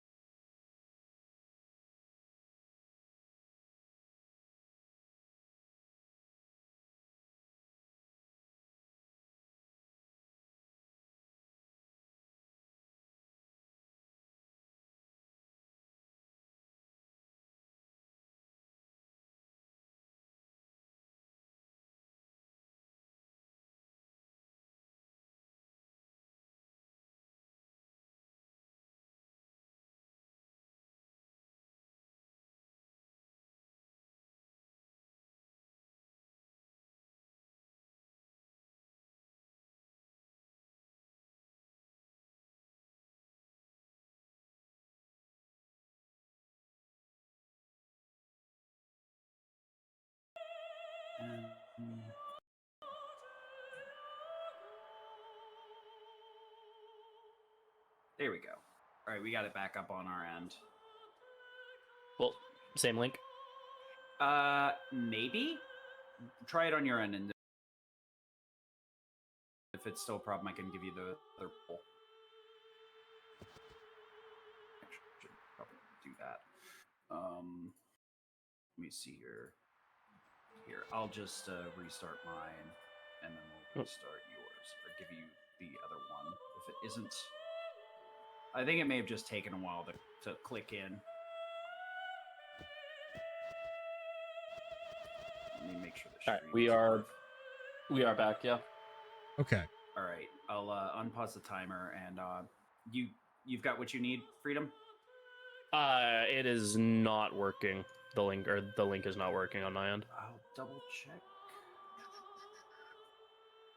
It is. Looks like it's the same exact one, though. I was having trouble hooking into it, too, so just give it another shot. Oh, it is slightly different, actually. Okay, that's my bad.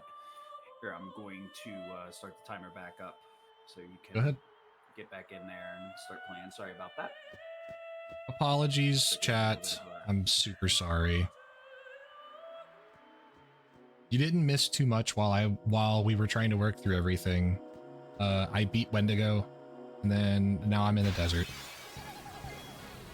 I won't go so easy Yeah, on you like we next said, time. the black side of the internet is not all it's cracked up today. Yeah, it's really bad, and I'm sorry. It was the one thing that I was worried about the most whenever they moved me. I didn't think it was going to be this bad because it hasn't been this bad before. But How can a bird grow so big? Yeah, our TMP I'll be servers right can be a back. little finicky sometimes. Okay, good thing we got that zoo encounter. So we didn't get a steal from the steal we wanted from Anna, but thankfully we can get those 3 smoke grenade steal there from that zoo. So that makes up for what we didn't get from Anima. We just need a few more from I won't go some so easy on you next various time. enemies around here, because they'll be used later for the Bevelle fights. I would enjoy it if I found a dog that I can steal from because they give sleeping powders. Oh, yeah. But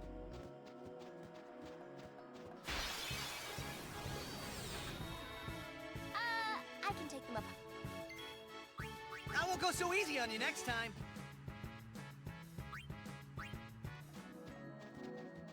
Let me take, or let me handle them.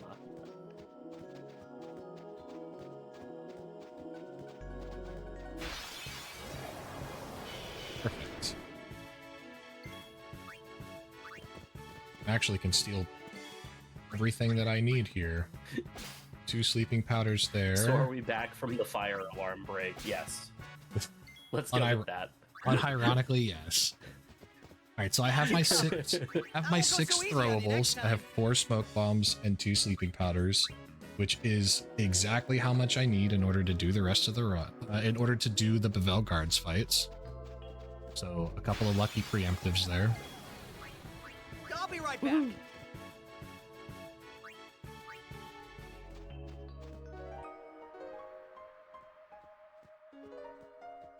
Now, Just like, standing there menacingly. yeah. Now it's literally just get through the desert. I won't go so easy on you next time.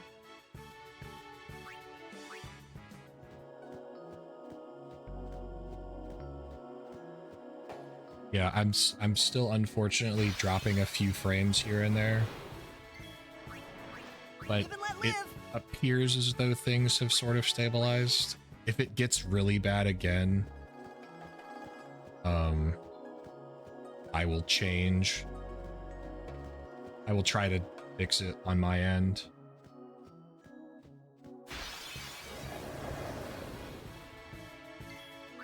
I'll be right back. But there's just only so much that I can do dealing with the internet that speeds that I'm dealing with.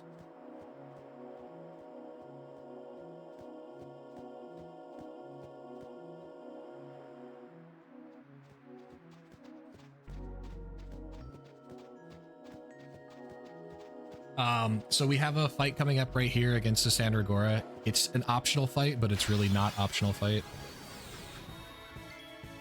I'll be right back. And we get to see a very, very funny looking animation thanks to Orin's Overdrive.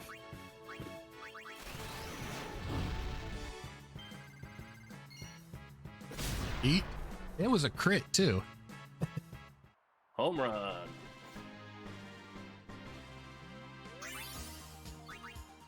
Ba-ba-da.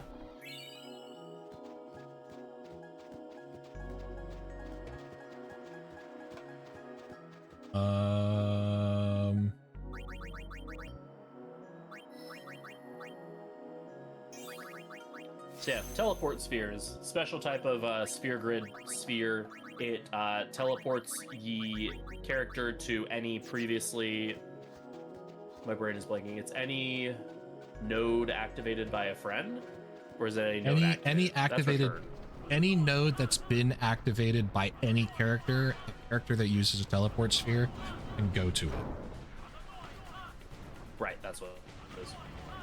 You also have friend spheres, which let you return to any node that your character has activated, and friend spheres, which teleport you to where one of your other party members is on the grid. This should be quick. I also got a neat little skip there, the Sandragora skip. This game really likes it, or really doesn't like it whenever a character, an NPC, pushes Tidus into any trigger. It just doesn't like that at all. And so because I got pushed through the trigger for that encounter, I just get to skip the encounter.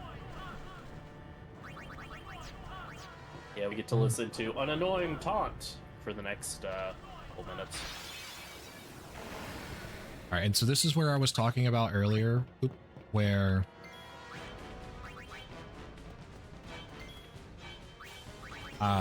using Lancet gets you a full overdrive charge.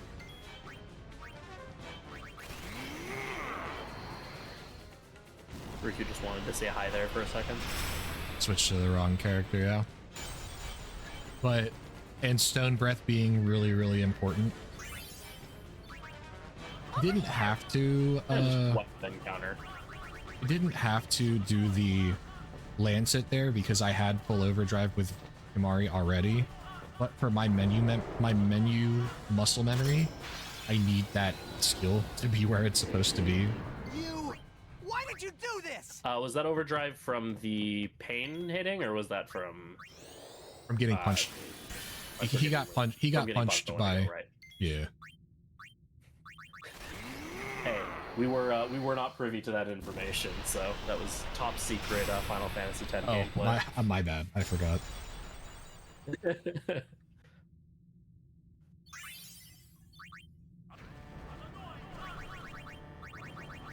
This. That was home. Home's really. Use Stone Breath. We're good.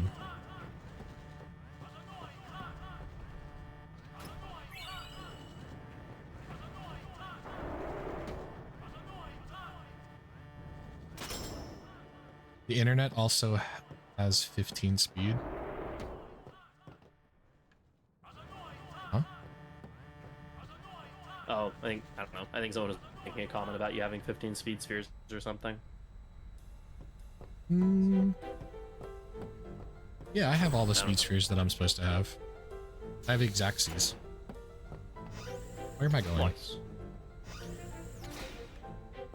Alright, so now we have an airship. Or at least we're on and one. We're not actually going to be able to make full use of having an airship yet. But we decide that because Yuna got captured during that raid on home, so we're gonna go to Bevelle and we're gonna rescue her. We also have to fight Evray. Evray is another one of those first-time speedrunner killers. Because there's a single line in the script. Yeah, it's the reading check, 100%. Can you read the notes? Yes, you will get out fine. No, you will not beat the boss. Unfortunately, I played Yu-Gi-Oh back in the day, so I'm incapable of reading. We're gonna haste self. Here once.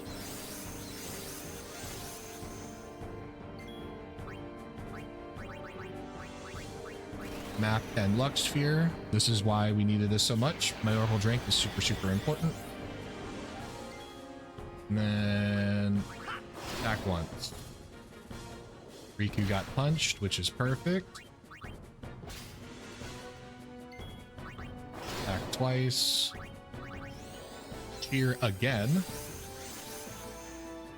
For those not in the know, Miracle Drink just makes it so you have a 100% crit, right? Correct.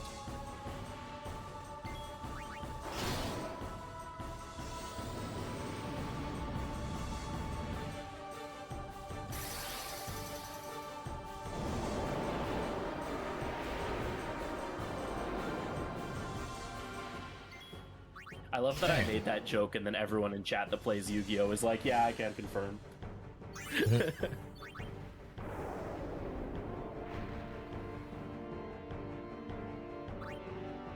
So it's very important you do that fight precisely because if you don't, it will use, is it Stone Gaze that it has?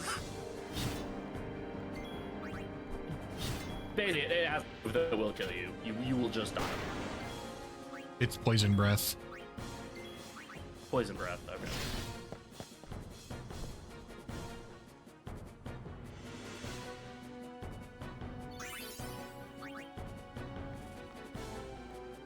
This is why we needed the throwables earlier.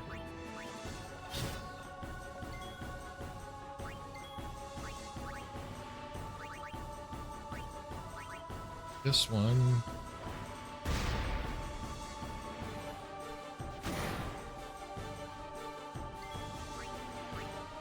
I'm silly. I made a mistake. I was supposed to attack twice there and I didn't. Well, it Okay, worked but out. can we take a second to appreciate how funny that animation was on the robot? He do be It kicking. like jumped up to you very threateningly and then just like slowly just boop.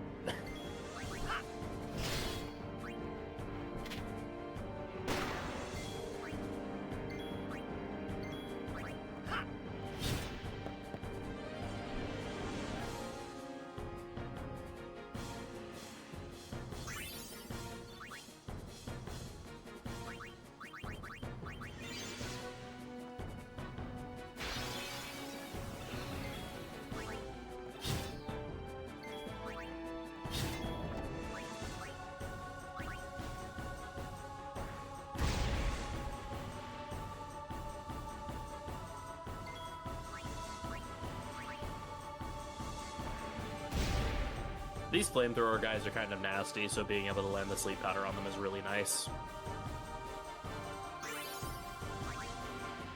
We are, despite the fact that we are one-shotting most things at this point with how much strength we have don't have very much and like zero defense. They will just one-shot us if we don't one-shot them. Yep. It's my favorite game, Nuclear Rocket Tag.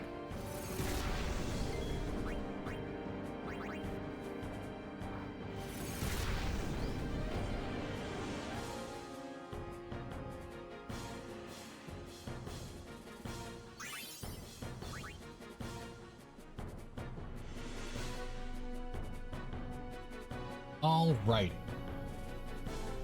Now it's time for Bevelle Trials. Also, fun fact, back in the earlier days of CSR, if you died to any of the Bevelle Guard fights, it would permanently break your save data. Like your run was just forever dead. Yeah. Because the auto-save that was thrown there was during a cutscene that the mod skips, and so you were just doomed. So, shout out to the CSR devs for fixing that, and, you know, just don't die. The CSR devs in general for just being goats. Oh, yeah. So yeah, Bevelle Trials. This trial is actually, like, a lot of people hate on it because it's definitely the hardest of the trials, but it's actually kind of fun. It's really, really neat when you can do it well and you can do it right.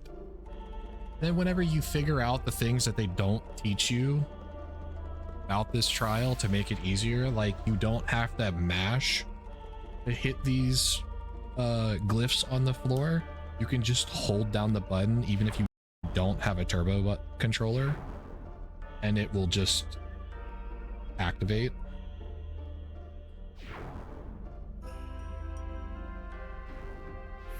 At no point in time did they ever tell you that. So a lot of times people are like trying to mash to get that last one on the second level, and they end up throwing themselves off the cliff.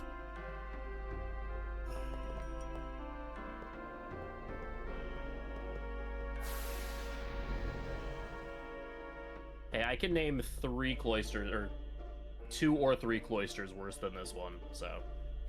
Jose. Yeah, Jose. Xanarkand. Macarena. Yeah.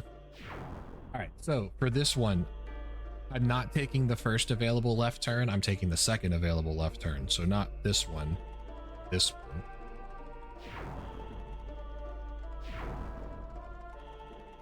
And it just so happens to line up perfectly that I get to take this right turn exactly when it changes. If you didn't delay it, then you would end up missing this turn.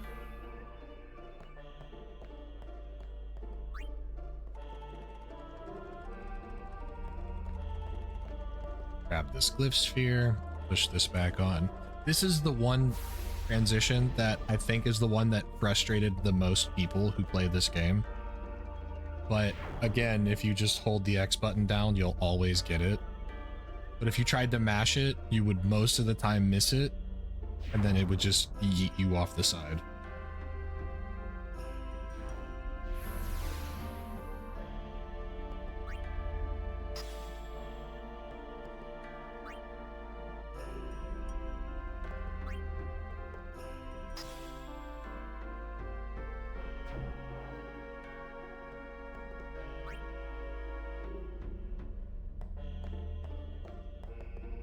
All right. This is also the only cloister that forces you to do the destruction sphere puzzle. There is still a bonus item that you can get that is in this inside this cloister. Please put this at the pedestal, thank you. But it's the only thing that it's really good for is selling. It's a spear for Kimahri. I think it's called the Wizard Spear. It gives plus 20%, plus 10%, and plus 5% magic boost to Kimahri. It's like, if you have him in Lulu's grid, it's really good. Otherwise, it's like, thanks for nothing. Yeah.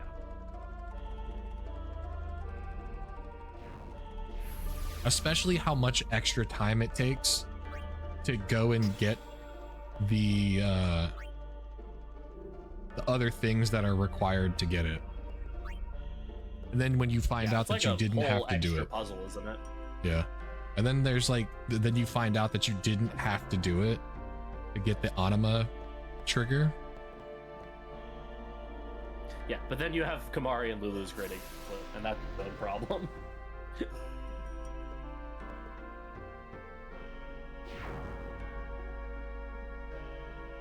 The only reason why they give you Anima's item here as a guaranteed drop at the end is because you can't ever come back and do this trial again, like you can with other ones. Yeah, this is the only one that you just get that's permanently missable. So thankfully they just let you have it instead of permanently locking you out of Anima.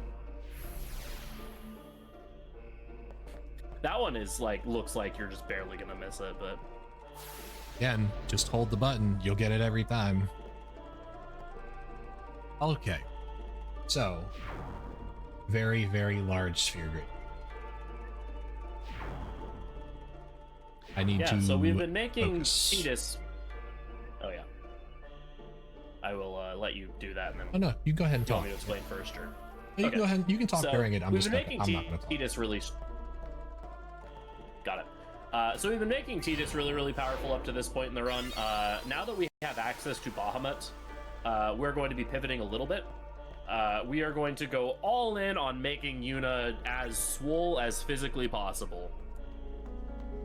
Because I mentioned base attacks in this game for characters are, I think, squared for their damage. For either for Bahamut specifically or for Aeons in general, it's cubed, I want to say. Either way, There must be an Aeons scale ridiculously, especially Bahamut with strength. And Bahamut also, uniquely, him and Animan have the break damage limit passive, just innately. So, you know, we've been doing 3,000 to 6,000 damage to Bahamut up to this point, or to up to this point with Tidus. Yuna's she's gonna lift some weights, she's gonna pump some iron here. And we're gonna be seeing some real damage numbers. What you've seen with Tidus, that's nothing. We're gonna be seeing some damage. So we're gonna be getting Yuna into this part of the grid right here has a bunch of strength. Then we're gonna have her friend sphere over to, or teleport sphere with that magic node that we grabbed, so that we can have her in Orin's grid, because Orin is your samurai sword bearer. He has tons of strength in his grid. So we're just going to be taking Yuna through Orin's grid in order to get all of those strength nodes. And then after that, we are going to be taking her back through the parts of the grid that we had Tidus going through to pick up all of those strength nodes that we had been grabbing with Tidus as well. So we're going to be primarily grabbing strength nodes, HP nodes, as well as we're going to be grabbing some magic nodes and some agility nodes, both to make more durable in general. But also the way that Bach works is, I believe it's every 4 points you have into other stats, 7. plus every 7 stat points you have in other stats, and I think every 700 HP equates to an extra point of strength for Bahamut. So all of these extra stat points that we're grabbing, in addition to just buffing up his stats in general, are going to be further boosting the strength that we have on Bahamut.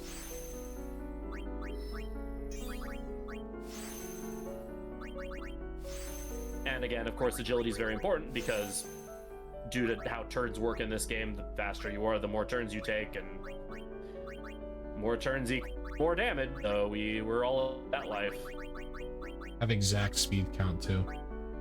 Or I have exact sphere count. Nice. As long as I don't make any errors, then we're good. But yeah, it's every 7 strength, or every 7 stat points total basically gives Bahamut 1. I summoned the wrong character, by the way. It's fine. Oops. I'll get his summon animation out of the way. It's no biggie. But basically every 7 every 7 stat points gives Bahamut 1 more strength. And strength also on Yuna will correlate strength on Bahamut. And the damage that you do is just kind of ridiculous after you do everything. And then on top of that, HP, every 100 HP counts as 1 stat, and every 10 MP counts as 1 stat. So it's just really nice. So we already have broken damage limit with Bahamut, which is what we have. Yeah, normally you use Ixion here, I think, because Ixion has a faster attack animation, or Yeah. they're different. You know, you use Ixion instead. That's it. It's a faster attack animation. Okay, cool. But my brain just was like, oh, Bahamut, summon him. Yeah. Bahamut go burn! So But yeah, we are gonna summon the haunts though, also just so we can see the summon animation, because Ixion will be used for another fight here in a little bit. So we will deploy the haunts and bonk this larva just for a little more AP. I want to do 10,000 damage is good, but you could go higher. I need to, between now and fighting Seymour Natus, have 4 total overkills on random encounters. So far I've had 3. It's nice. Also now we're gonna be fighting Pokemon battle with Isaru here.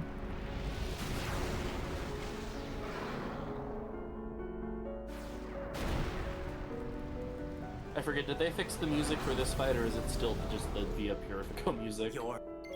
Via Purifico music. Okay.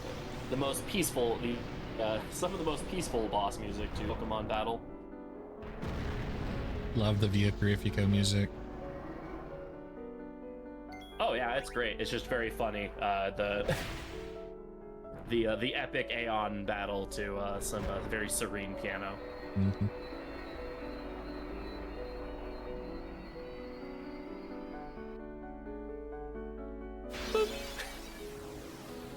I know I'm on a delay, but that still just makes me laugh. So good.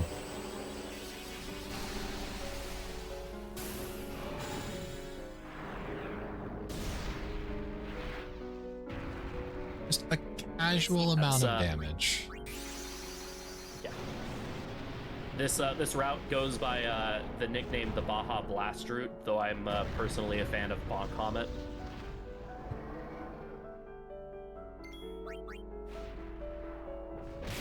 Bonk. You know, 13,000. Isaru's mad at us. He's like, wait, why do you get to keep using this super OP Aeon? It's my turn now. But it's okay because we have a Hans.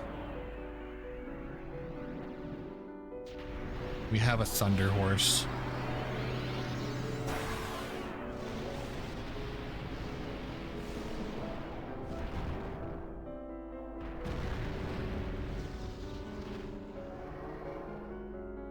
I cannot.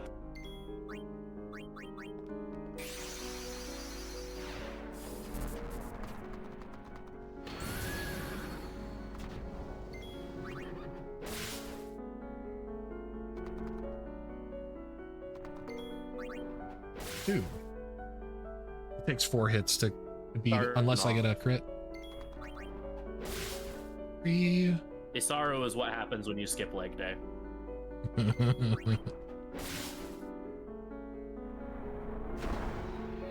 They do have different names. So Ifrit is Grathia, Valefor is Patera, and Muhammad's actually Spoppy.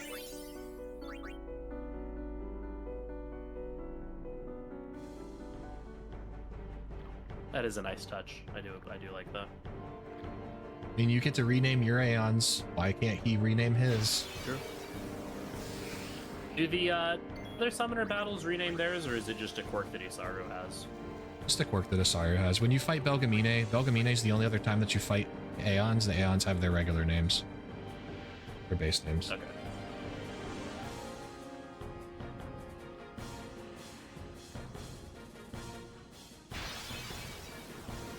Oh no, I got ambushed. Runs away. Yeah. Didn't see that one coming.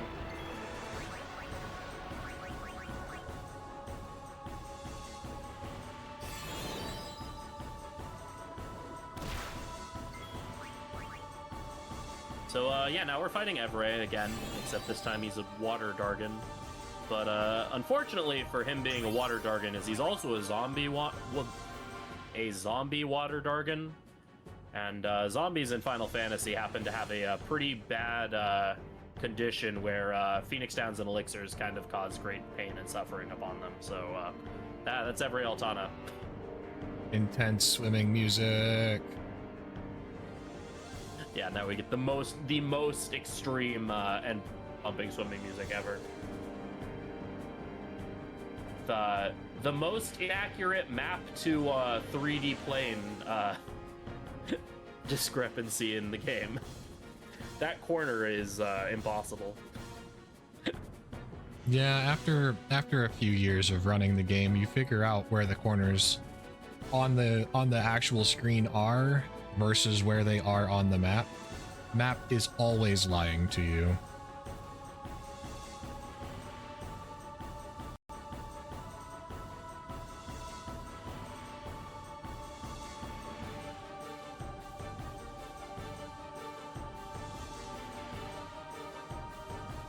What is True RNG? True RNG is a mod that's added to the cutscene remover that basically constantly shuffles the seed that we are in the game to prevent us from being able to manipulate RNG at all. The way this game normally does RNG is very, very predictable and very rigid. So you can theoretically a runner of this game could completely manipulate and track how the entire run would go. And so this prevents a run. This prevents you from being able to do that. Basically, just makes the game actually random instead of kind of random, or instead of pseudo random. Also, remember Which, we were doing a lot of people just find to be more fun. Remember we were doing 13,000 damage with Bahamut there for a second.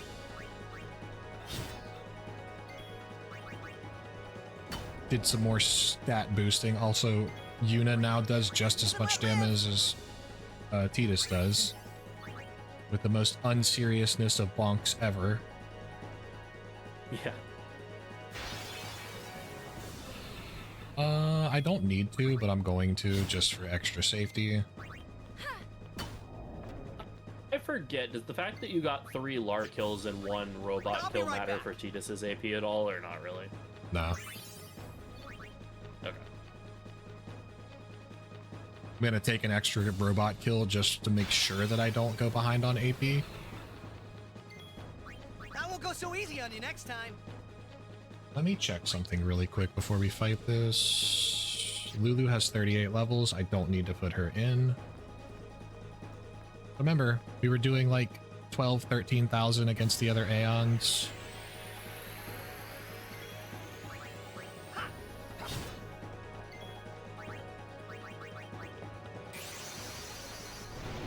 I wonder how many hits it's gonna take now.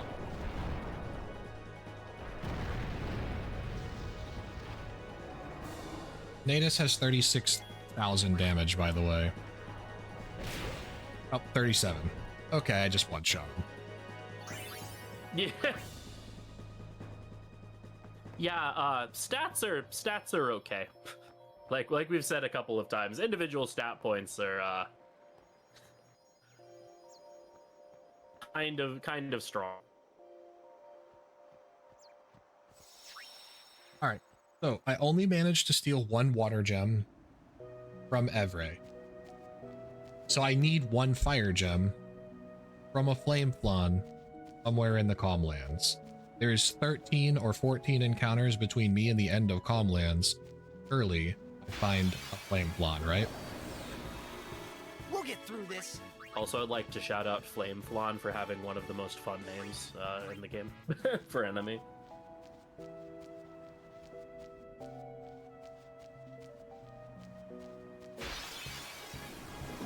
Hey, look, a flame flan. It is.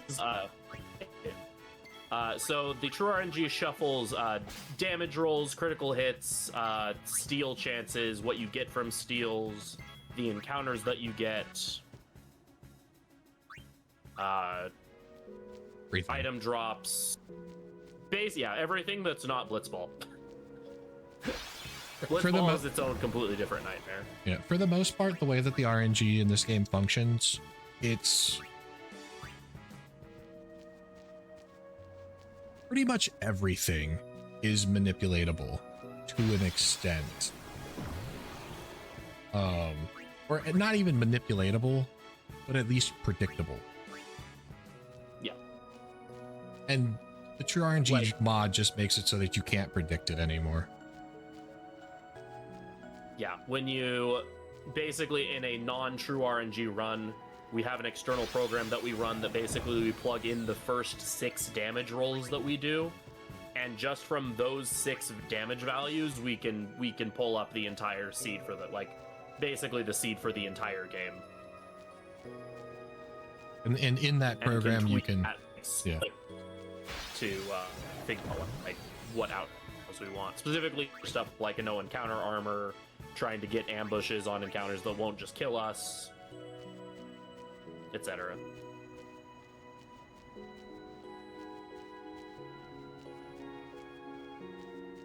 What are you gonna say, Keith? I was just gonna say exactly what you said. Okay, cool.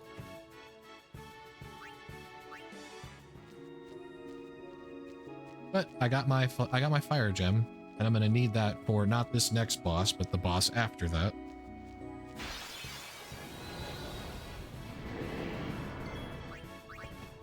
The fun fact, though, PS2 is also seeded. You can do it on PS2 as well. The only problem is the PS2 has an unknown number of seeds, but the top end of that is in like the 40,000s. I think it's some number to the third power or fourth power or something like that. Yeah, I wasn't surprised if it was like 65,535 is just the maximum number of bits you with the PS2. But I don't know what the actual number is. That's just my guess. But yeah, it's a lot. I forgot to do. Oh.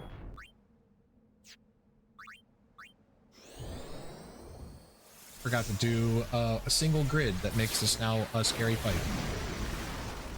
Oh no.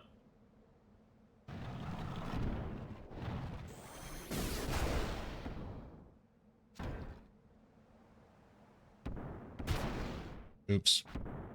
I let Bahamut die. No, our Dargan. I forgot to do a grid, so it makes this a little weird now.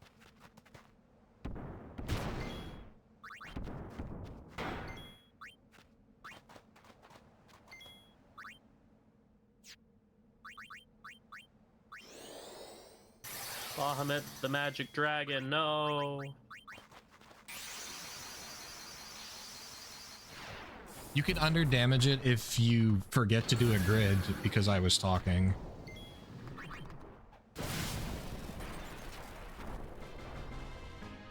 It's okay, the haunts will carry, surely.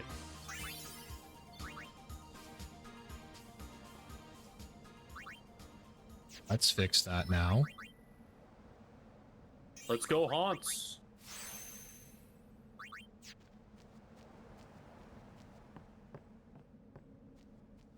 That 1+4 strength was the reason why I did about 9,000 damage less than what I was supposed to. This is good. I say that lovingly.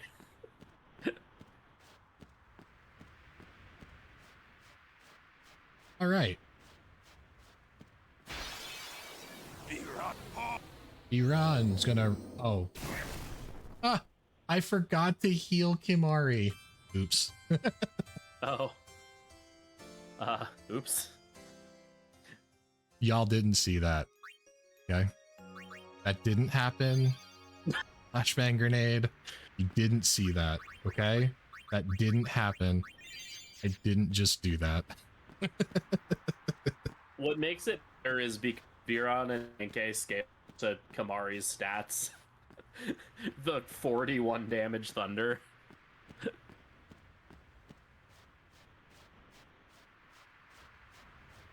Nope, it didn't happen. I don't believe you.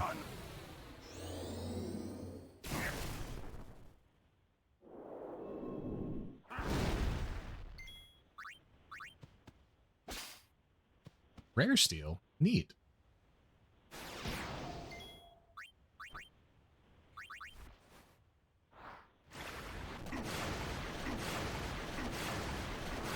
Is a fun fact. These two have almost every possible blue magic in the game that you can steal from them. except for like the really stupid ones you can only get from like Ultima or Omega, whatever. Or return spheres. Okay. That's not ideal. 2 and 2 is ideal, right? 2 and 2 is the best possible outcome. But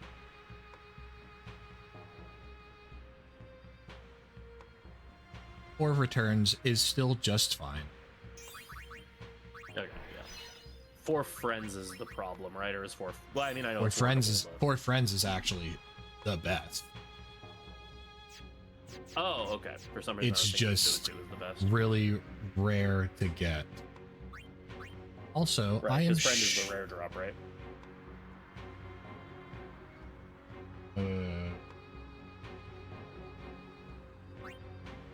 That's right. I'm supposed to do that. Then move here. And then this.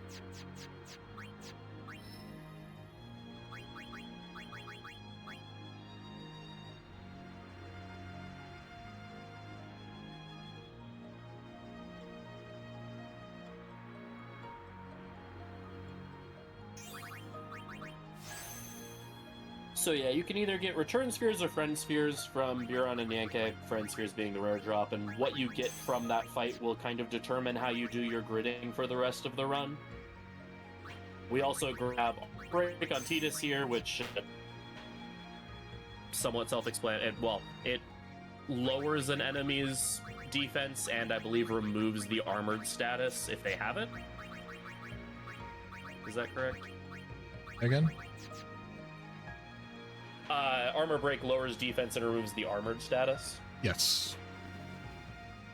Okay. Very, very, very important. So to that would be have. very useful for a number of bosses, because a lot of bosses for the rest of the game have pretty high defense.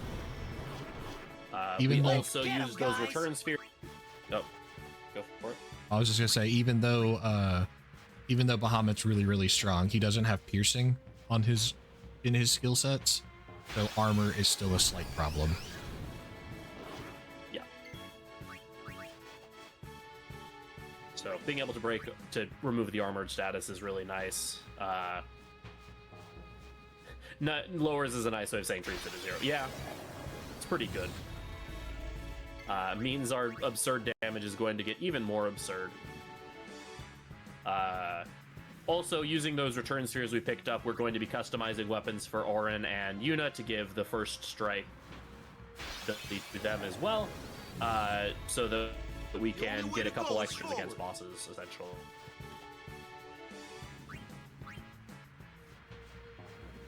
Trio of Quad 9 is still a go-to, but only if you run Nemesis percent like I do.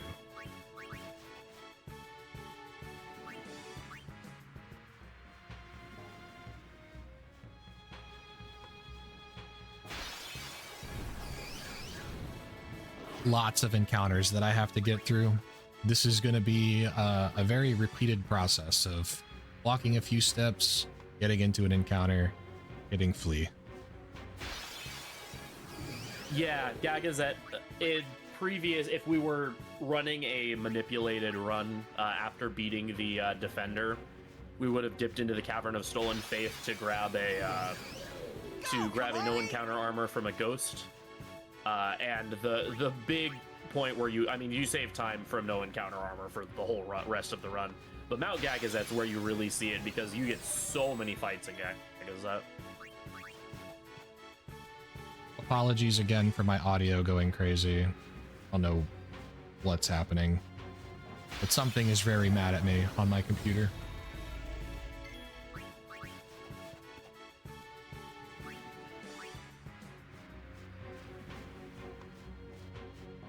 Once we get inside Gagazet proper, we will be doing another Rikku overdrive charge, or do you not have to do that one? I already have it. You already have it? Okay.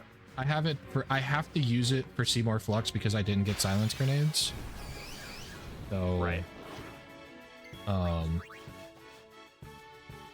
have to use Chaos Grenade. But it'll all work out in the end. Chaos Grenade is a really cool overdrive that I think like inflict like almost every ailment status that it possibly can. Yeah, it's a lot. So like every ailment plus it also tries to inflict like power, armor, speed, and magic break as well. Yeah. All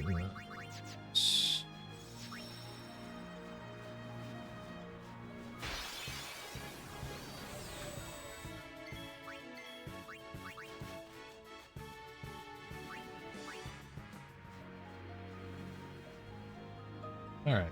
This is Seymour Flux.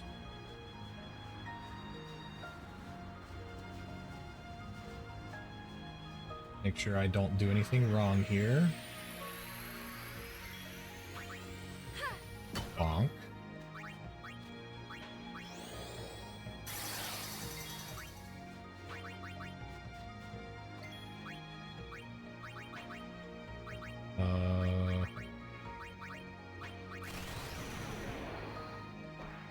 Bam.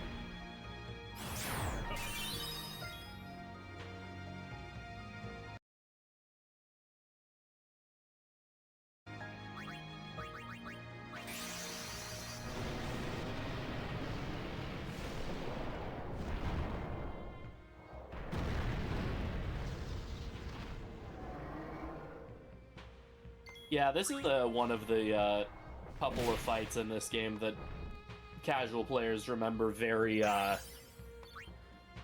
infamously. Sick crit. Nice. But fight's easy when you have a Dargon that just hits for almost 80k damage. Just a wise man has always said, when it comes to any Final Fantasy speed run, way to success, just crit, forehead. Yeah.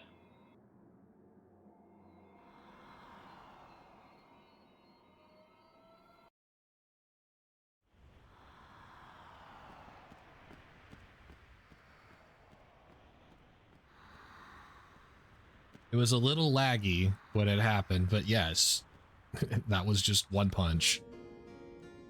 Yep. One punch. Look, just have your summoner friend lift their weights and then summon their dragon. It's that easy.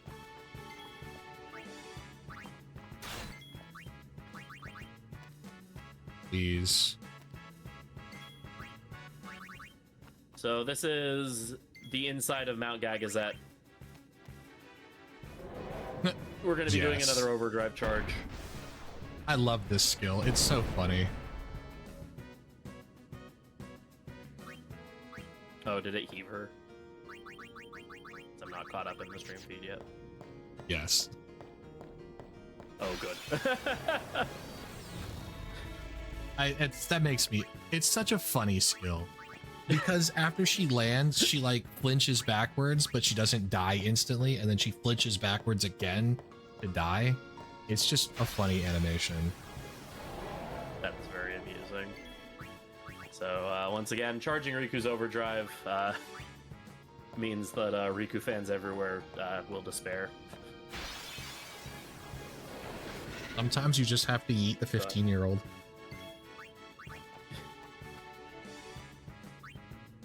Shouts to the one artwork of Trio Route. It Nightbox posted it in the Discord, and I'm telling you, I'm gonna shout it out every time. It is one of the greatest pieces of art that this world has ever been gifted. It's so good.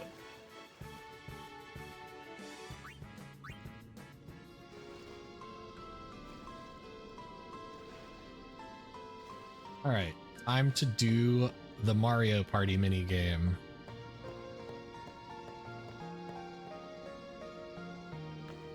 Yeah, for some reason, the devs decided to make Gagazet the obligatory puzzle dungeon. And I put puzzle dungeon quotes. That throw is a timing throw, and you have to treat it like you would do with Tidus's overdrive. At least the visual cue that I use, there's multiple different visual cues that you can use to time throwing that ball. The one that I use is very similar to how you do with Tidus's overdrive. The next puzzle, I wait though. until the. Oh yeah, the next puzzle, the hardest puzzle Ever created.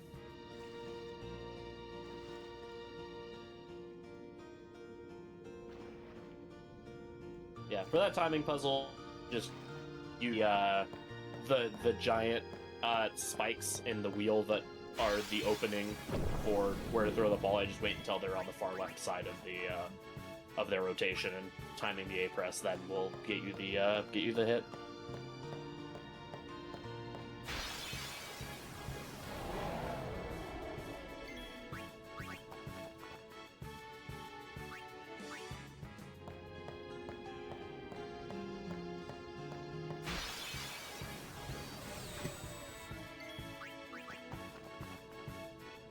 More encounters to get through. We're making progress, though. We're almost there. My encounter rate is awfully high right now, unfortunately. Yeah.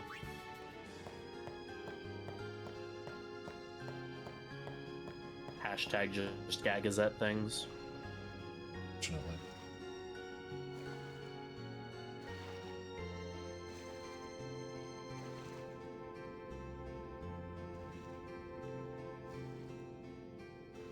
Alright. Difficult puzzle, though. Really, really difficult puzzle. Oh my gosh, it's so hard. Incredibly. Can't believe how challenging puzzle is.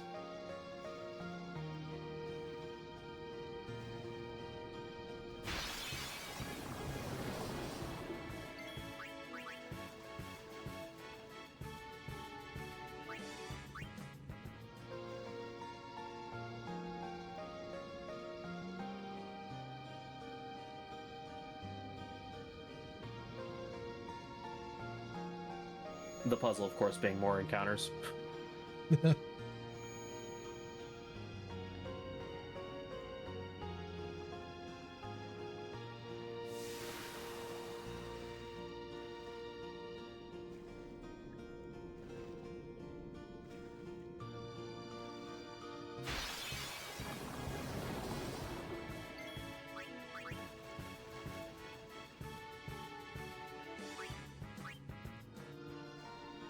I don't know how you solved that. It was It was a so lot. difficult. It was so difficult.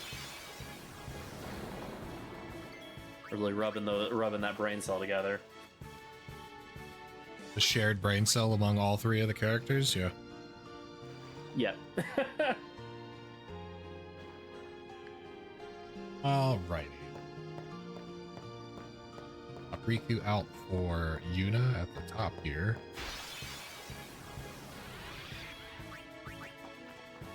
It's important we don't have Yuna and Auron in our party because they have first strike now, so Yuna will just go before Tidus does, which means more stalling before you can run away.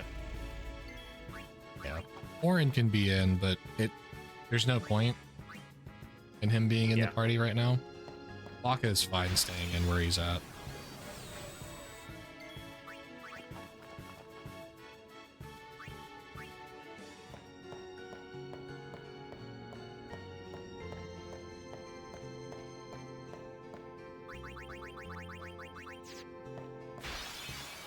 Of course.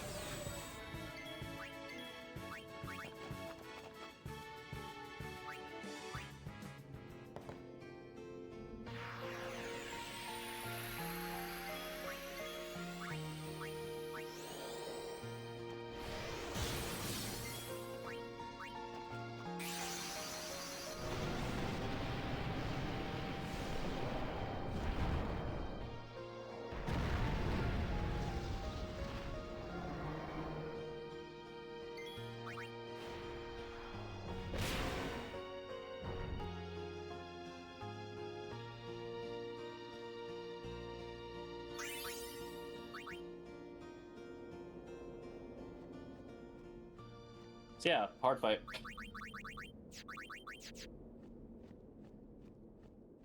Just a little bit.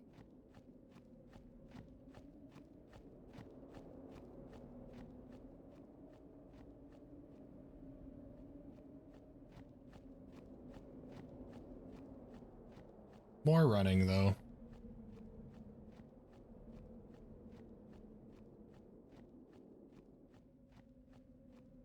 Insert obligatory streamer. Why did you reset the run here? Joke. True. Haven't heard live and let live one time. That is actually true. Hasn't happened yet. Just because you said it, now it's gonna happen. Yeah. First Xanarkin encounter.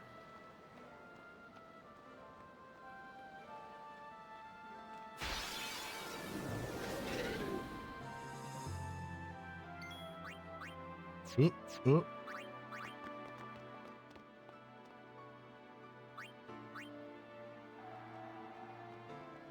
Almost did a dumb. That's fine. I'm sure armor breaking the enemy. It would have been fine. Smiley face. Surely it would have been fine. Oh yeah.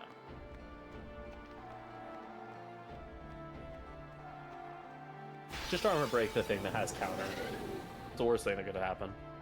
It was on a preempt, so I probably would have been fine. Yeah.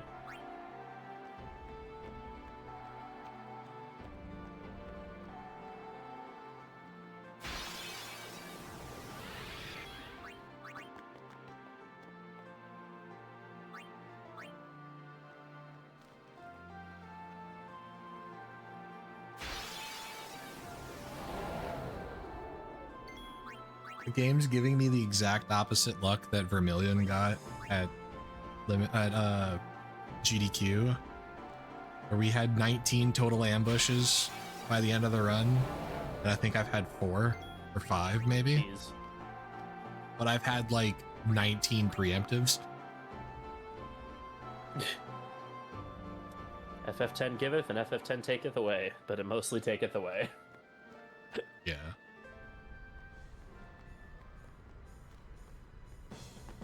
Oh, you thought that was over? Guess what we get to do? More running from encounters.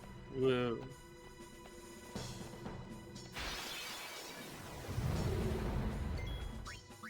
Yeah, this last bit before the Xanarkin Cloister is meant to be like a pretty big plot thing about giving more details about like why Seymour is kind of the worst.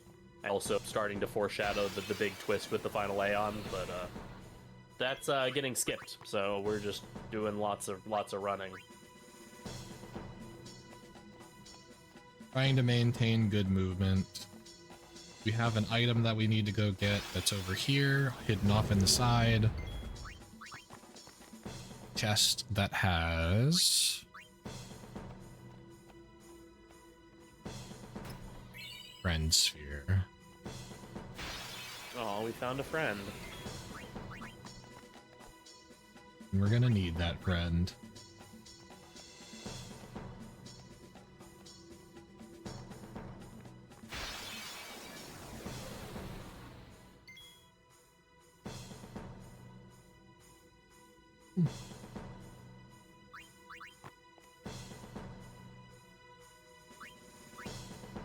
Sorry, just scrolling my notes there for a second. Yeah. Trying to make sure I haven't made any mistakes. Besides, you know, eyeing to the Ronso brothers.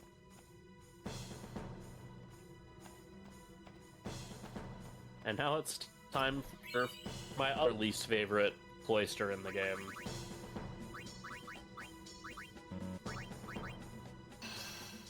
I hate Jose because it's janky. I don't like this one because it's bad.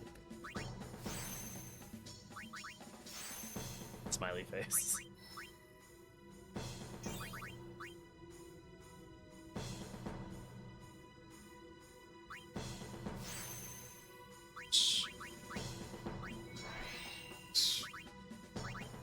This. But pumping out unit stats really quick. More damage better. Also need a decent amount of HP to survive attacks from the Sanctuary Guardian. Also, the double Seraph Warp. Or not Sanctuary Guardian, whatever. Oh, yeah. Sanctuary Keeper. Love the... Or Keeper, yeah. Yeah, I love the just, like, warping forward one sphere to save the sphere levels.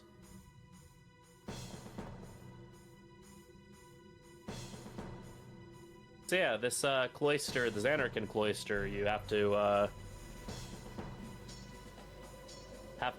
step on the correct Tetris panels, but don't step on the squares, or you'll be sad. Except you don't know what the panels are, so You can have fun. Kind of, yeah. You can sort of see the outline of it, but it's like a little difficult. Oh yeah, also do it like 5 times. Game design. Luckily for us, there's an entire picture in the notes that tells you exactly where to step. Yeah.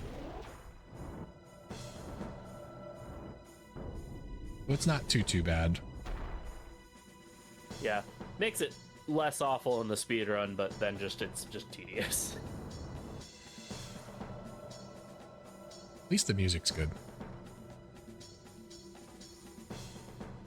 Isn't it just the dun dun dun dun thing repeated over and over again?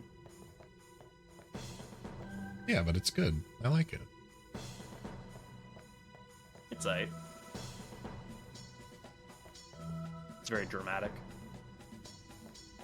Also, the optimal thing to do is to turn the lights off, so we're gonna turn the lights off.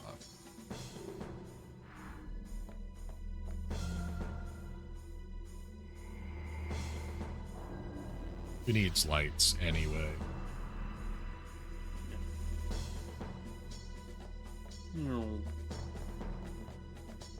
Forget, is that just supposed to make it harder to see the outlines on the floor or something, or? Yeah. But you can still kind of see the outlines on the floor. Right. On the PS2 version, it definitely makes it harder to just see, period. But right. On the HD version, with all the upscaling, it's not that bad. Because upscaling equals make things brighter. Yeah. For some reason.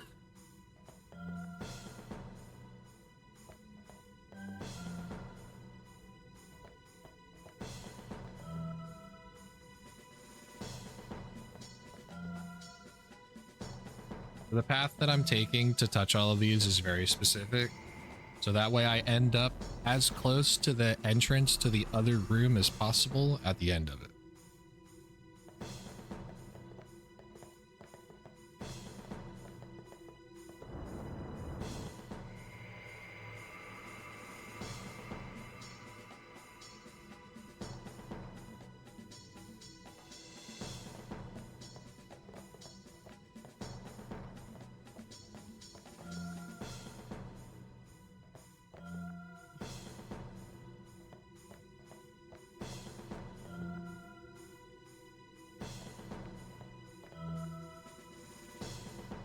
I do kind of like that it's an accumulation of the symbols from each of the different temples.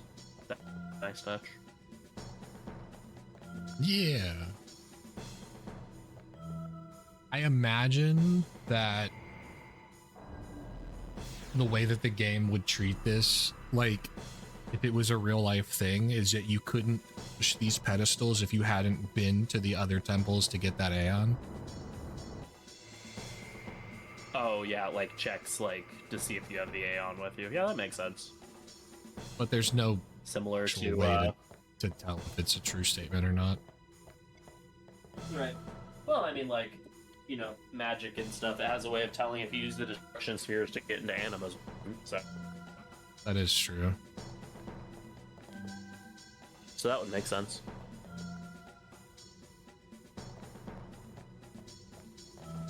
Stop people from sequence breaking to the final Aeon. Yeah. Yeah, no IRL sequence breaking, exactly.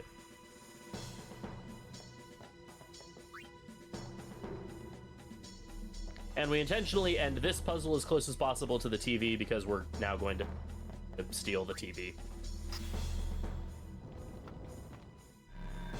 Alrighty.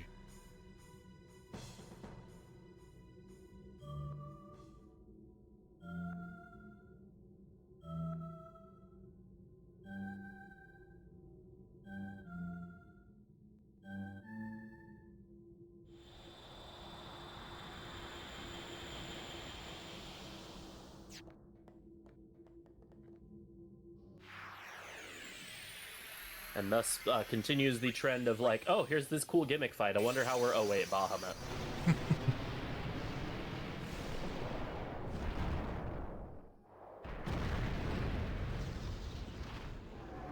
This fight normally has like a pretty cool gimmick of use 6 locations and the Sanctuary Keeper like counterattacking different squares every time you hit it. So you have to like move your characters around the board to avoid getting countered. Instead, we just have a big dragon. Nice crit, by the And way. big dragon just one-shot it. It's supposed to be 2 hits to kill that thing. Just crit, you win, you know?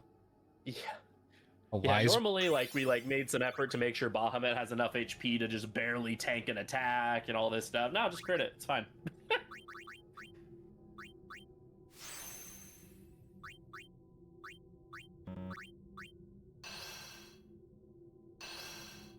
Thank you, friendly dragon man. Or child, because Bahamut's faith is a...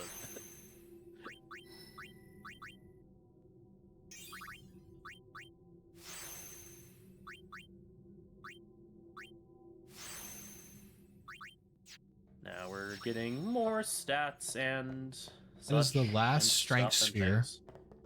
That is the last strength sphere that I need for the rest of the run. Wait. Now, this is it. Now is the time to choose. I don't have the quote memorized. Die and be free of pain, or live and fight your sorrow. Now is the time to shape your stories. Your fate is in your hands. Actually, it's in Bahamut's hands, but you know, same thing. Yeah. This fight in the speedrun is the most cathartic for me because this fight was the casual wall for me. I hate this fight casually. Oh man, the number of so times... just bonk for that 3 or 4 times. It's great. The number of times that I've popped into a casual player's stream while they're fighting this, then they get to Megadeth, and Megadeth just full wipes their party, and they're just sitting there like, what just happened? Yeah.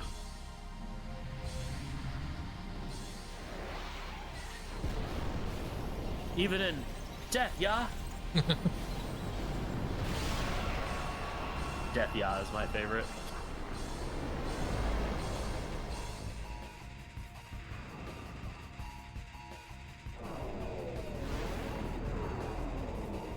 Music's a banger, though.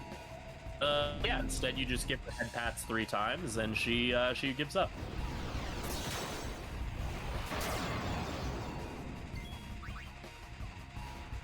And bonk.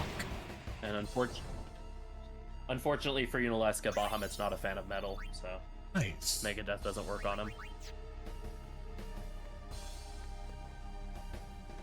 We got Orin's zombie strike weapon.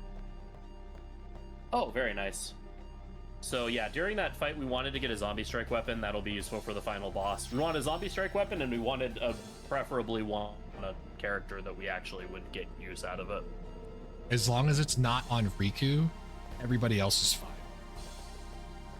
Yeah, just, you know, we don't have to watch Lulu's basic attack animation. I do have to, because I'm out of return spheres. Unless I get a random... No, I don't think there's a way I get a random return sphere. Unless I fight... Unless I beat Janae. Doesn't killing Jano give you one? Yeah. Yeah, you could fight Janae and do it. I don't know if I want to do that, though. Because technically the optimal strat would be to put first strike on it. But I think it's fine. We'll be okay.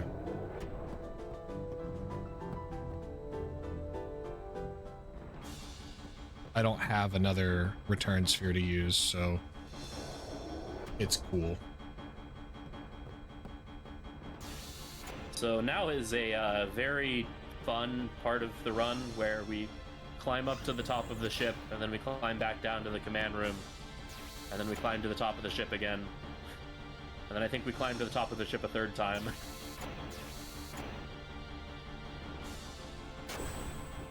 Supposed to be a bunch of cutscenes and like semi-important plot happening here, but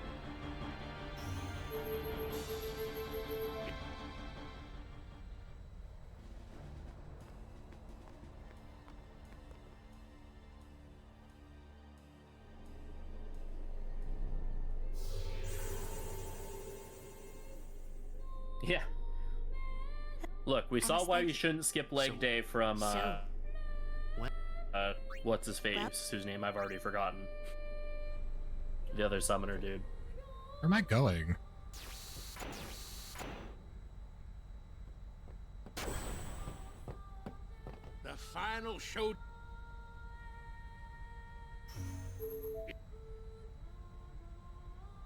Nah, it's not needed. I just have to do things a little awkwardly for the final fight, but it's not a big deal.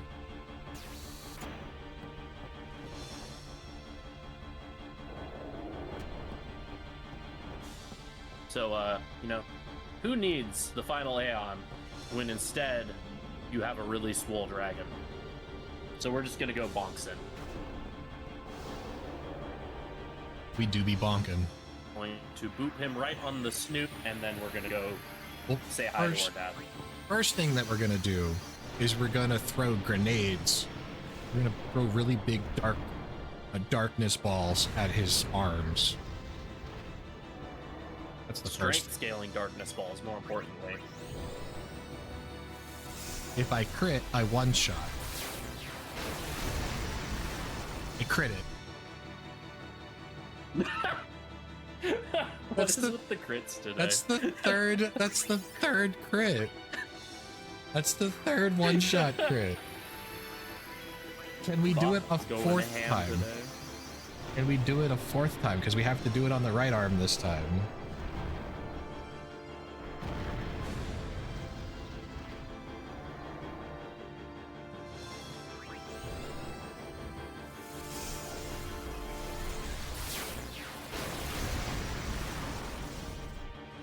Okay.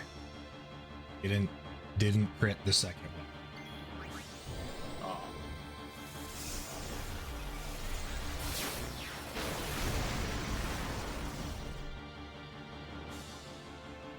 When you get the ball, you gotta Still not sure how to score.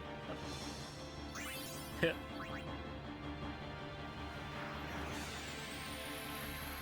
Would have been funny if you critted on the second attack. Yeah.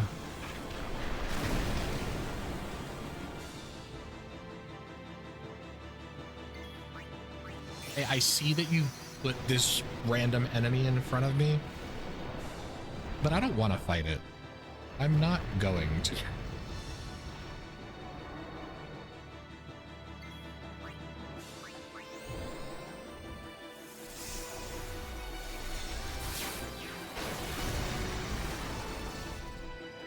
This is also a second opportunity for a zombie strike weapon if you happen to not get one from Unileska. I almost called her Ultimecia. That is a very different Wrong. character. That is a very wrong game. Yeah.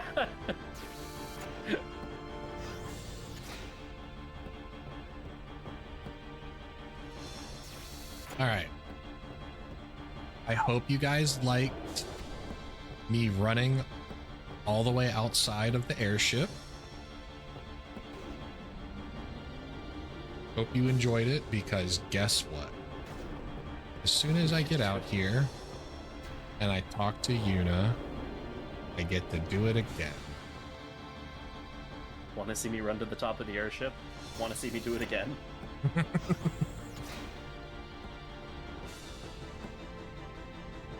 I love that SpongeBob meme.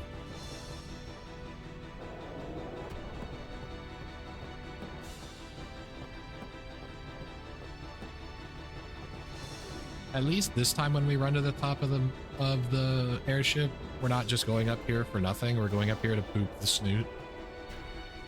Yes, we will be booping this.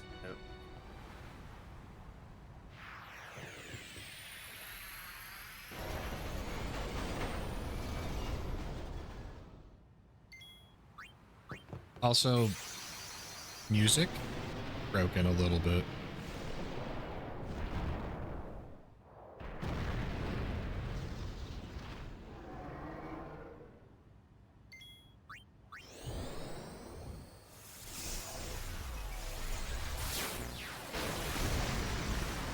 We do, in fact, engage in a little bit of snoot booping around these parts. I have a chance to beat him with this one hit. And... Oh. Ooh. Yay!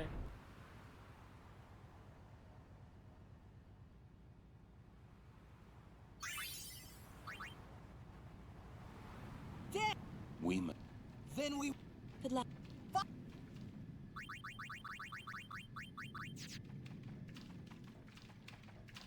a little bit of boop.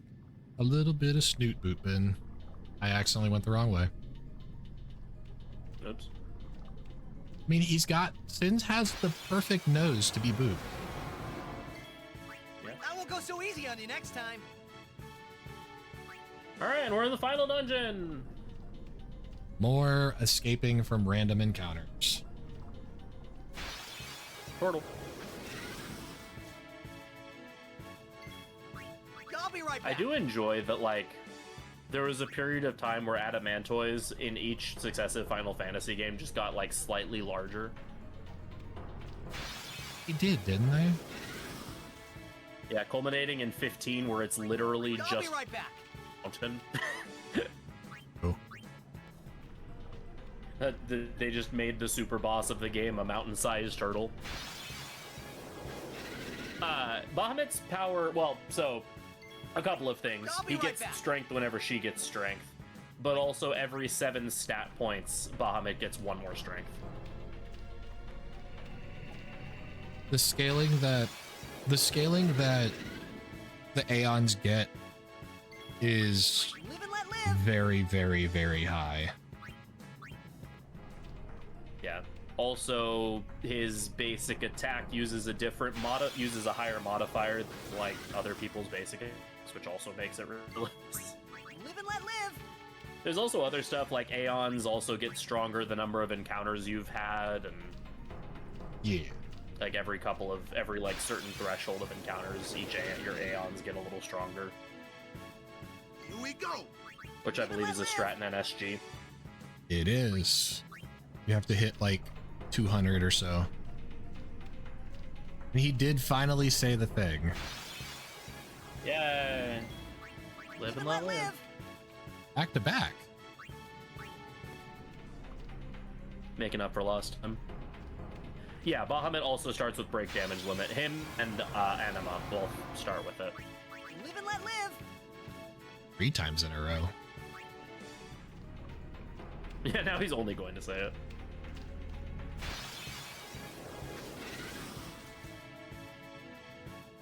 I'm just waiting I won't for go so Final easy on you Fantasy next 17, time. where the entire continent is actually an Adamantoise. I was gonna say, wasn't that Final Fantasy It'll be- 13? 13, they're just like they're I'll just be right massive, back. and then 15-1 is literally a mountain. So again, 17 it'll just be it'll just be Xenoblade Chronicles, but with an Adamantoise. This isn't just a rock, is it? I'll be right back. Alright. Omnis is a little bit of a scary fight.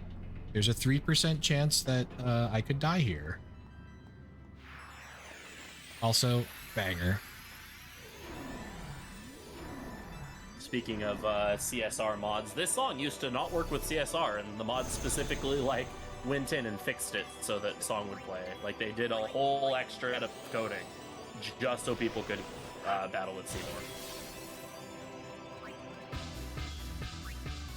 Yeah, planet-sized Adamantoids. let it play for a couple of seconds.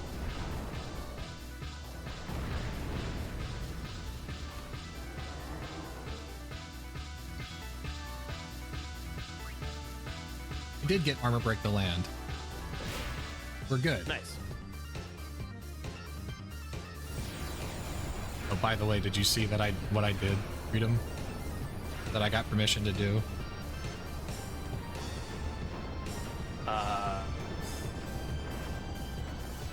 No, I didn't. Look at chat.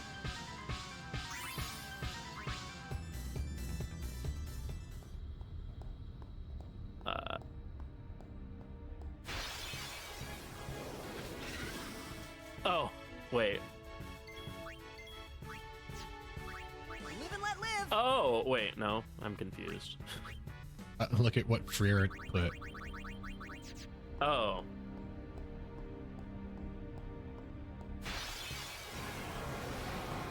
Nice. Live and let live. Stalled ever so slightly so we could groove, yes. Even though I'm going over estimate just a little bit. We gotta groove for a couple of seconds, right? Final Fantasy 20 Super Boss will be the Constellation Adamantoids. This is like just Gurren Lagann levels of power scaling. Start fighting Adamantoids is I won't go so easy on you throwing next time. universes at it. For Galaxy Adamantoids. I need to charge Riku's overdrive. I just remembered this. Oh, yes.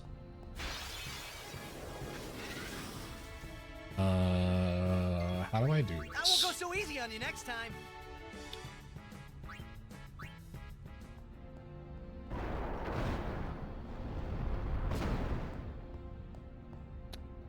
Yeah. Perfect. How do I do this? Yeah. Exactly, yeah. This time Wait, it's I turtles have all the way around. overdrive. Never mind. Riku has. Oh yeah, you didn't have to use it versus I'll be right back. Yunalesca at all. Or Versus. yeah, no, because you charged it in Gagazet and you haven't used it since then. That's right. I'm silly. I forgot. Live and let live. Applegore. E for Gore. All right. Hi Barbados. Crystal minigame. This thing is. This minigame is so bizarre. I do not understand why it's here. It's also really, really, really a pain in the butt. Hey, we know you're at the final boss, but here, play this minigame really quick. Also, we're gonna give you some really, really powerful items that you can't use anywhere except for the final boss. They don't carry over post final boss fight. Can I get to that one? I think I can.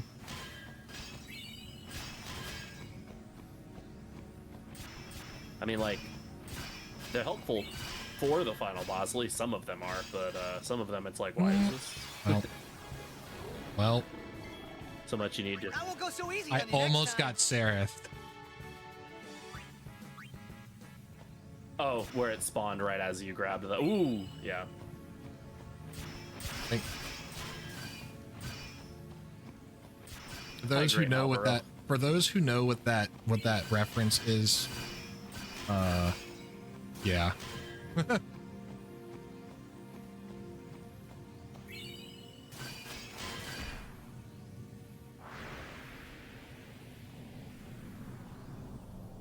Shouts to the Omega Ruins, where every encounter with the Great Malboro is an ambush. Scary.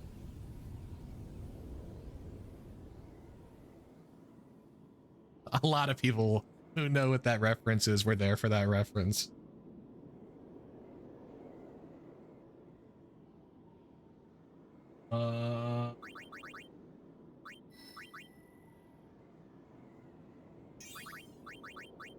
Agility 2. So this is the final grid. We're going to get the last stats that we need just to guarantee that Bahamut gets enough turns against Braska's final Aeon. And then we're gonna, if we didn't get a zombie strike weapon, we would be setting zombie strike onto Titus as well, but we do not need to do that.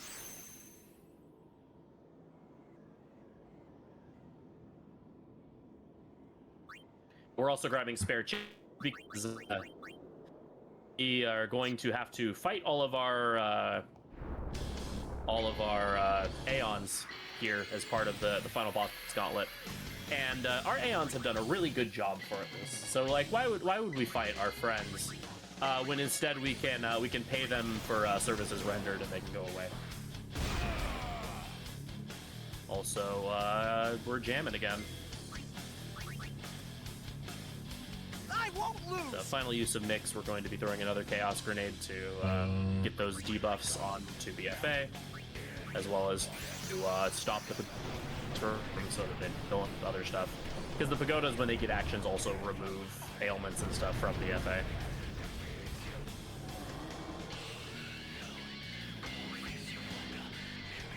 Bonk. Nice crit. Nice. Too bad that doesn't one's matter. redundant, but nice. Yeah. Yeah, I was gonna say, pretty sure that crit doesn't matter, but still funny. What matters here is, do I get the 1 and 3, and do I get Jack Beam? Oh, for Jack. Yeah, always remember, chat, to tip your Aeons.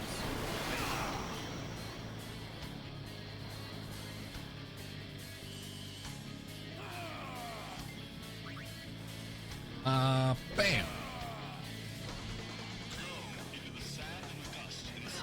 Jack Beam! Nice. I forget, does Jack Beam just have a higher delay on it, so that's why you want to see it? Sword Swipe causes delay, so then you have to deal with 2 Pagoda actions. Jack Beam does not have delay. So the opposite. Yeah. Gotcha. Yuna!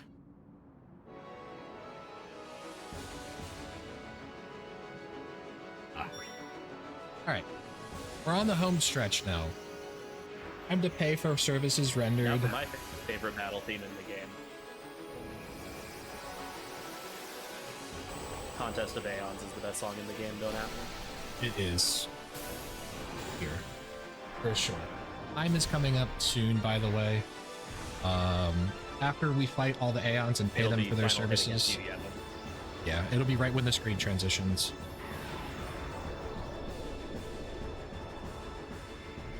So for Veil 4, because they did a lot for us, we'll give him 20k.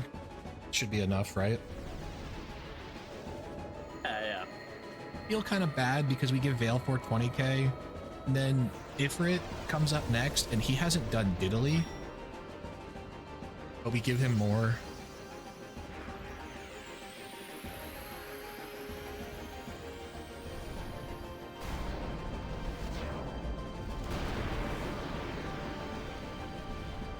Hey, he didn't energy blast the boat, so, you know. It's true.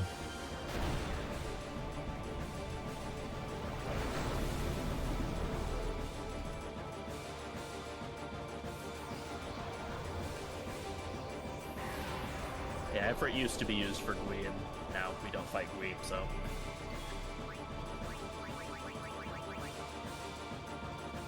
Give him 30k.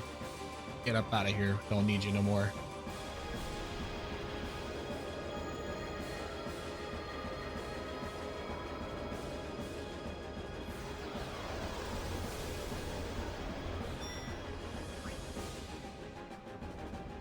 I do enjoy that they use these palette swaps for the designs for the Dark Aeons. Yeah, the Dark Aeon's palette swaps look so good, especially Shiva's. Shiva's is like my favorite by far. And not just because Ice Waifu, Dorhans but is pretty useful. It is a really cool palette swap. Ixion's is pretty dope too, we'll say. Yeah.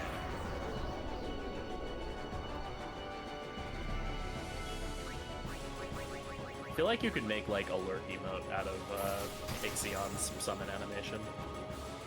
Probably.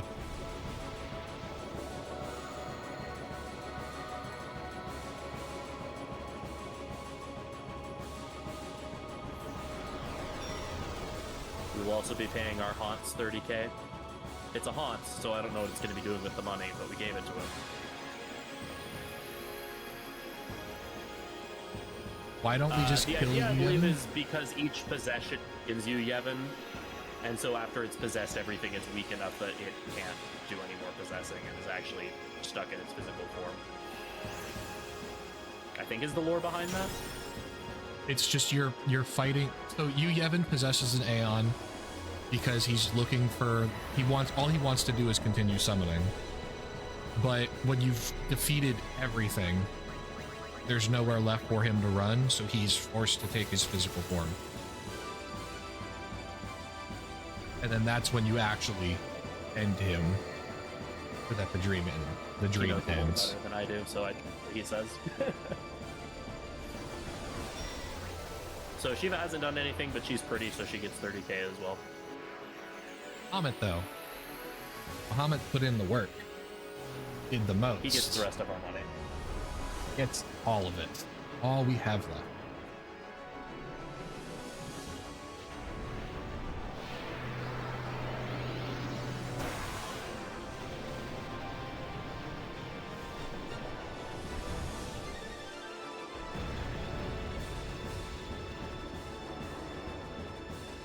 I think Ifrit probably has my favorite, like, Aeon dying animation, because he just kind of falls on his butt and was like, dang.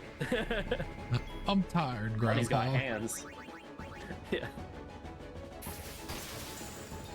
And Bahamut's palette swap is pretty dope too. The color scheme is really cool. Oh, yeah. Alright, so like I said, time's coming up here right at this next fight. It's going to be right after the screen transition, after I throw the Phoenix down. So we're gonna swap. Weapon swap here to the zombie strike weapon. Bend here, and then attack.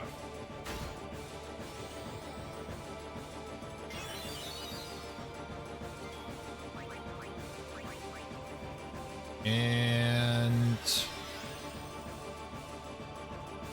time. Hey, GG's. GG's. We turn you Yevon into a zombie and then bring him back to life, which kills him. It's such a silly way of ending the final boss, but it is the way that we end the final boss. But yeah. Was Final Fantasy X. I apologize again for all of the tech issues and the internet issues. I really wish that I could have had something a little better to do with the internet, but we made it work. I appreciate everybody for hanging out, for letting me do this run. I always enjoy doing Final Fantasy X. Thanks to Freedom for spending the last 3.5 hours with me. Yeah. Of course, happy to help. But I went a little bit over estimates, so I'm not going to keep the outros quick and all that stuff. Again, thanks everybody. Hope everybody has a good rest of the marathon. Up next is Wexel doing Kingdom Hearts 2. So yeah, we'll send it back over to Sid so that way he can get set up and transition over to the next